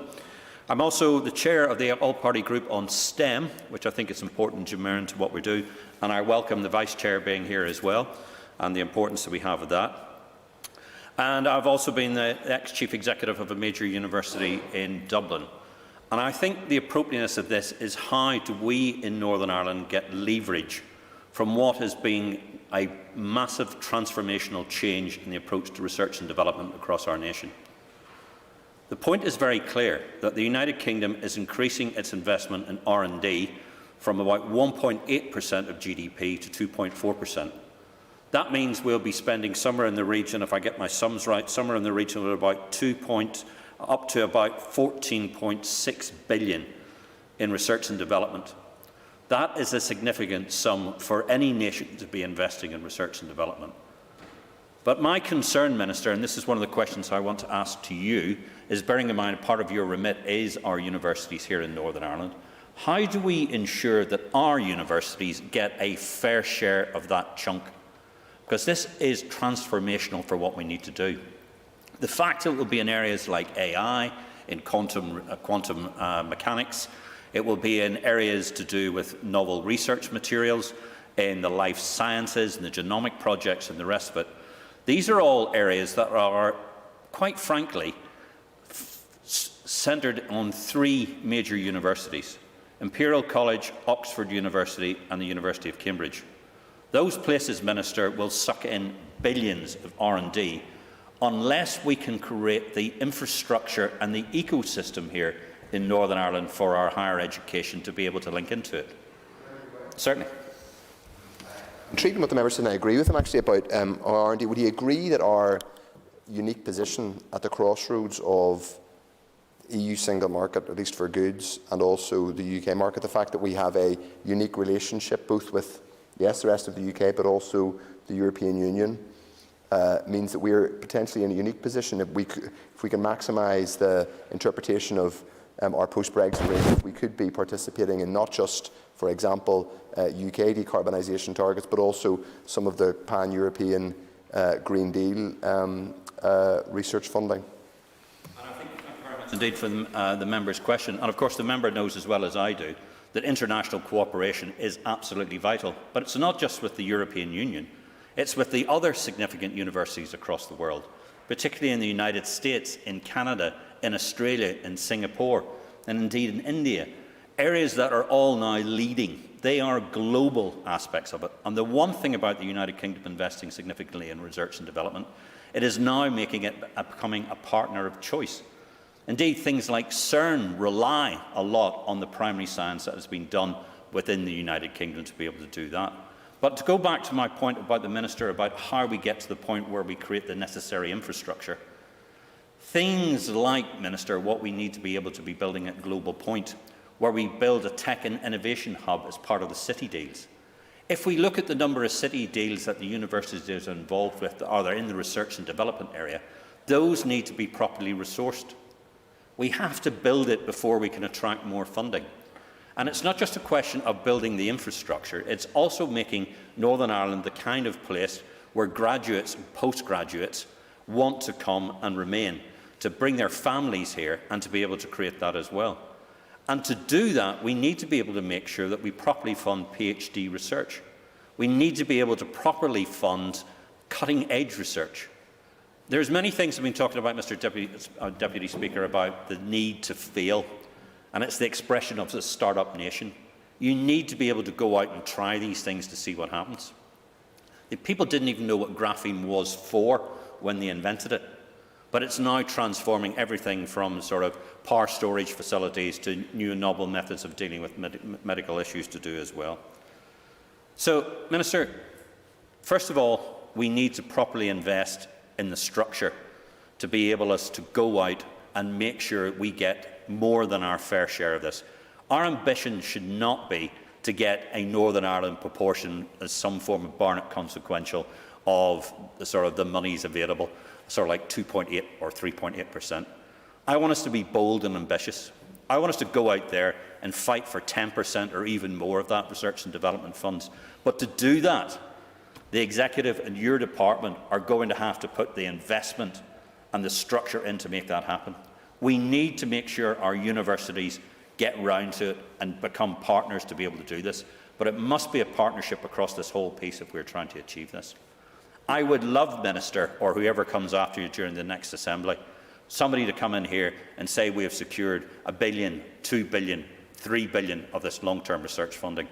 And I would be delighted if there was some new project or new idea that evolved in our institutions here, either in Queen's University Belfast, the Ulster University or the Open University, that meant we gain a Nobel Prize in science or something along those lines as well. We can do it. We need to set the conditions, and I think this gives us the opportunity to do it. But thank you, Minister. Thank you. I now call on the Minister, Gordon Lyons, to conclude and wind up debate on the motion, please. Thank you very much, Mr Deputy Speaker. May I begin by thanking those that have supported the motion and contributed to the debate. And in particular, I do want to place on record once more my thanks to my ministerial colleagues and the Economy Committee for the way in which they've considered this matter in a timely manner, allowing this motion to take place today. And I also want to welcome more generally the comments that have been made across the chamber today. And I want to just pick up on one or two of the issues that have been raised during the debate and hopefully answer some of the questions that other members have posed. First of all, I do want to place on record my thanks to the chairperson of the committee for the way in which this has been handled. I do recognise there is limited time available for the committee to look at this. That's not the way I ever want to operate, because I think it is important that the committee has their role. However, I hope that she, along with other members of the committee, will understand that I was taking the time to make sure that the concerns that I had, which I'm sure are concerns that she would have and the committee as well, in and around the autonomy of ARIA and the devolved administration's interaction with the government on these issues, were given the proper time that they deserved, and that we got those issues sorted out. But I do welcome the fact that the committee was able to engage with stakeholders, and the engagement that you were able to have with officials, and I thank the committee for their support. Not quite sure who exactly invented the internet in relation to Mr Weir's comment, but certainly I think it does show us the value of these high risk but high reward investments that we can make, and he's absolutely right to point out how the UK does punch above its weight across the world in relation to these matters. I want that to continue, which is why I'm glad the government are actually doing what they're doing here through this £800 million fund. I also want to thank Mr O'Toole, maybe address some of his issues. He did outline at the start that this is ultimately a Westminster bill. It's not a bill that I've drafted. It's also, I'm coming here because there are a number of matters within the bill that require legislative consent because they touched on devolved issues, and I'm asking for legislative consent on those issues. I think he is right that this was the brainchild of Dominic Cummings. However, I would say that if it is a good idea, it shouldn't matter where it comes from. We shouldn't allow that to put us off just because of the nature of the background of those that may propose it in the first place. But look, I do understand that he had some concerns around procurement, freedom of information requests as well. And this was raised during the debate in Parliament and during committee scrutiny there as well. And I suppose at this stage I'm just passing on to you what the ministers had said during that debate, and they were of the opinion that they did not want to put restrictions on ARIA or the companies that would be involved with it. They didn't want rules to prevent critical investment that needed to take place at speed, and are treating it more like a private sector organisation. I know the concerns that have been expressed around that, and as well, in addition, the concerns around freedom of information requests. Although, of course, ARIA will have to produce an annual report, statement of accounts. It will, of course, be audited by the Audit Office, and government departments in their interactions with ARIA will still be subject to freedom of information requests, but I can understand where the member is coming from in terms of transparency. I do just want to touch a little bit on the memorandum of understanding and what it is that we were trying to do at that stage. There were two issues. First of all, we wanted to make sure that there was maximum autonomy for ARIA. We wanted to make sure that this could not be influenced by politics. We wanted it to be free from it as much as possible. So in terms of strategic autonomy, it has been agreed that ARIA will not be subject to ministerial direction of its funding choices. Funding will be allocated by an independent leadership and programme managers with technical expertise. There will also be operational autonomy. It will have independent leadership able to recruit in line with their own priorities, set its own procedures, and create the institutional culture that best suits its objectives. And Finally, minimal bureaucracy. It will not be subject to layers of approval and review that may exist elsewhere in the funding system or in government. I think being agile and efficient and being able to experiment with structures and methods and processes will be helpful to that. The other issue that we wanted to ensure that we got agreement on was in relation to input from the devolved administration. So, yes, absolutely, we want it to be autonomous, but at the same time, it's important that they understand the concerns of devolved administrations as well. So RA will share its completed annual report with the parties, as in the four governments, the four parties to the agreement, in parallel each year for their information, and we can share that with our legislators here as well. And the UK Government Chief Scientific Advisor holds a non-executive position on the ARIA board as an independent science advisor, and they will consult with their counterparts in the devolved administrations on input into ARIA. So I hope that that's of some use to the member. Yes, of course.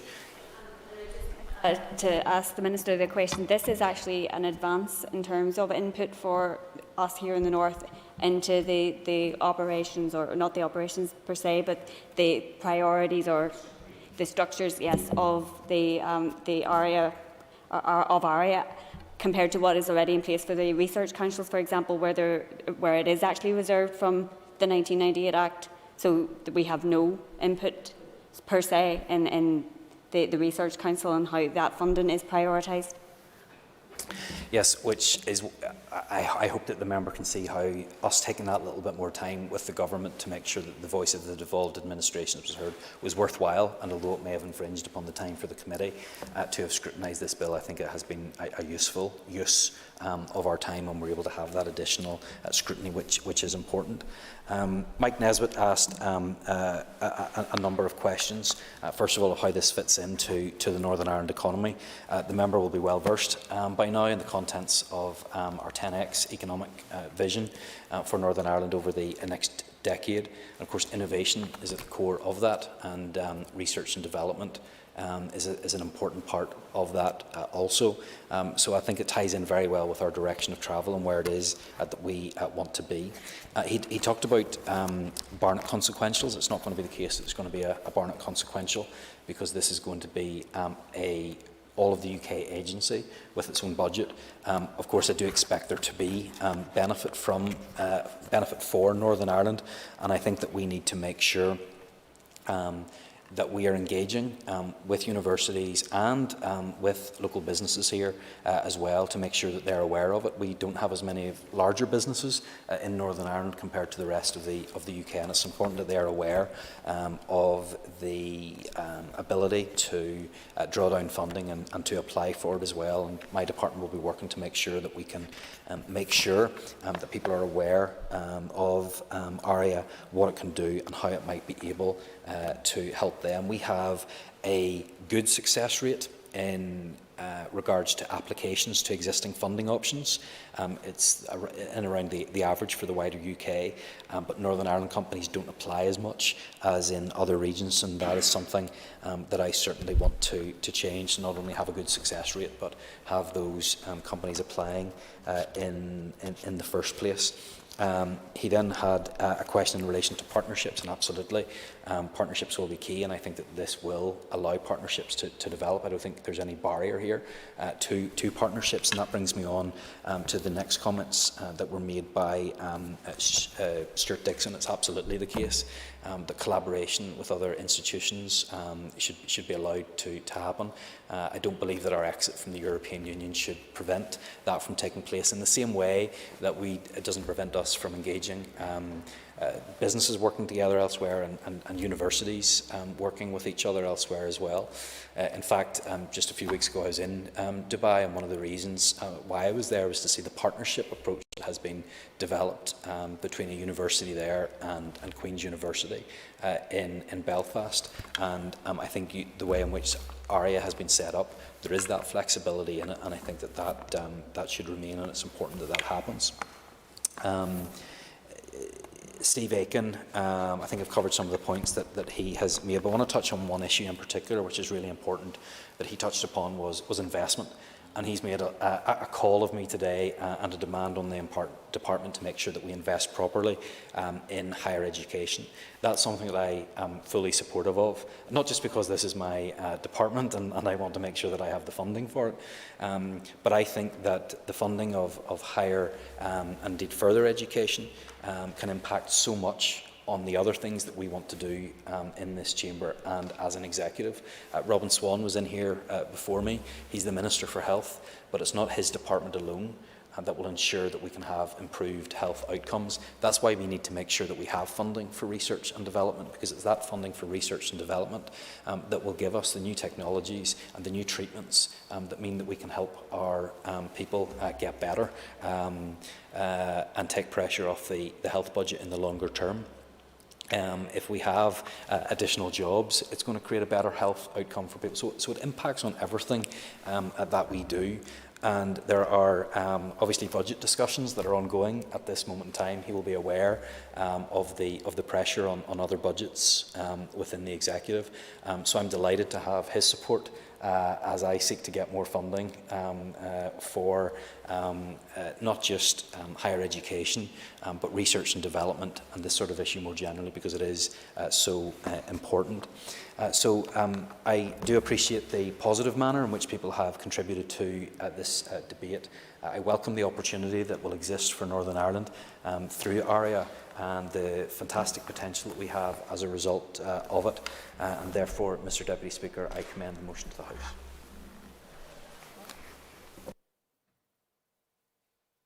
Thank you, members and Minister. The question now is that the motion standing on the order paper be agreed. All those in favour say aye. Aye. Contrary, no. The ayes have it. The ayes have it. We now move to item 4 in the order paper, which is the adjournment. The question is that the Assembly do now adjourn. The Assembly is adjourned. Thank you, and safe home that particular evening. Slán Abhaile.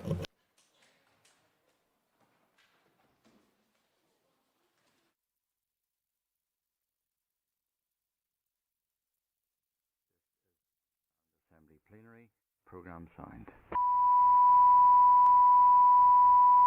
This is the Northern Ireland Assembly Plenary, Programme signed. This is the Northern Ireland Assembly Plenary, Programme signed. This is the Northern Ireland Assembly Plenary, Programme signed. This is the Northern Ireland Assembly Plenary, Programme signed.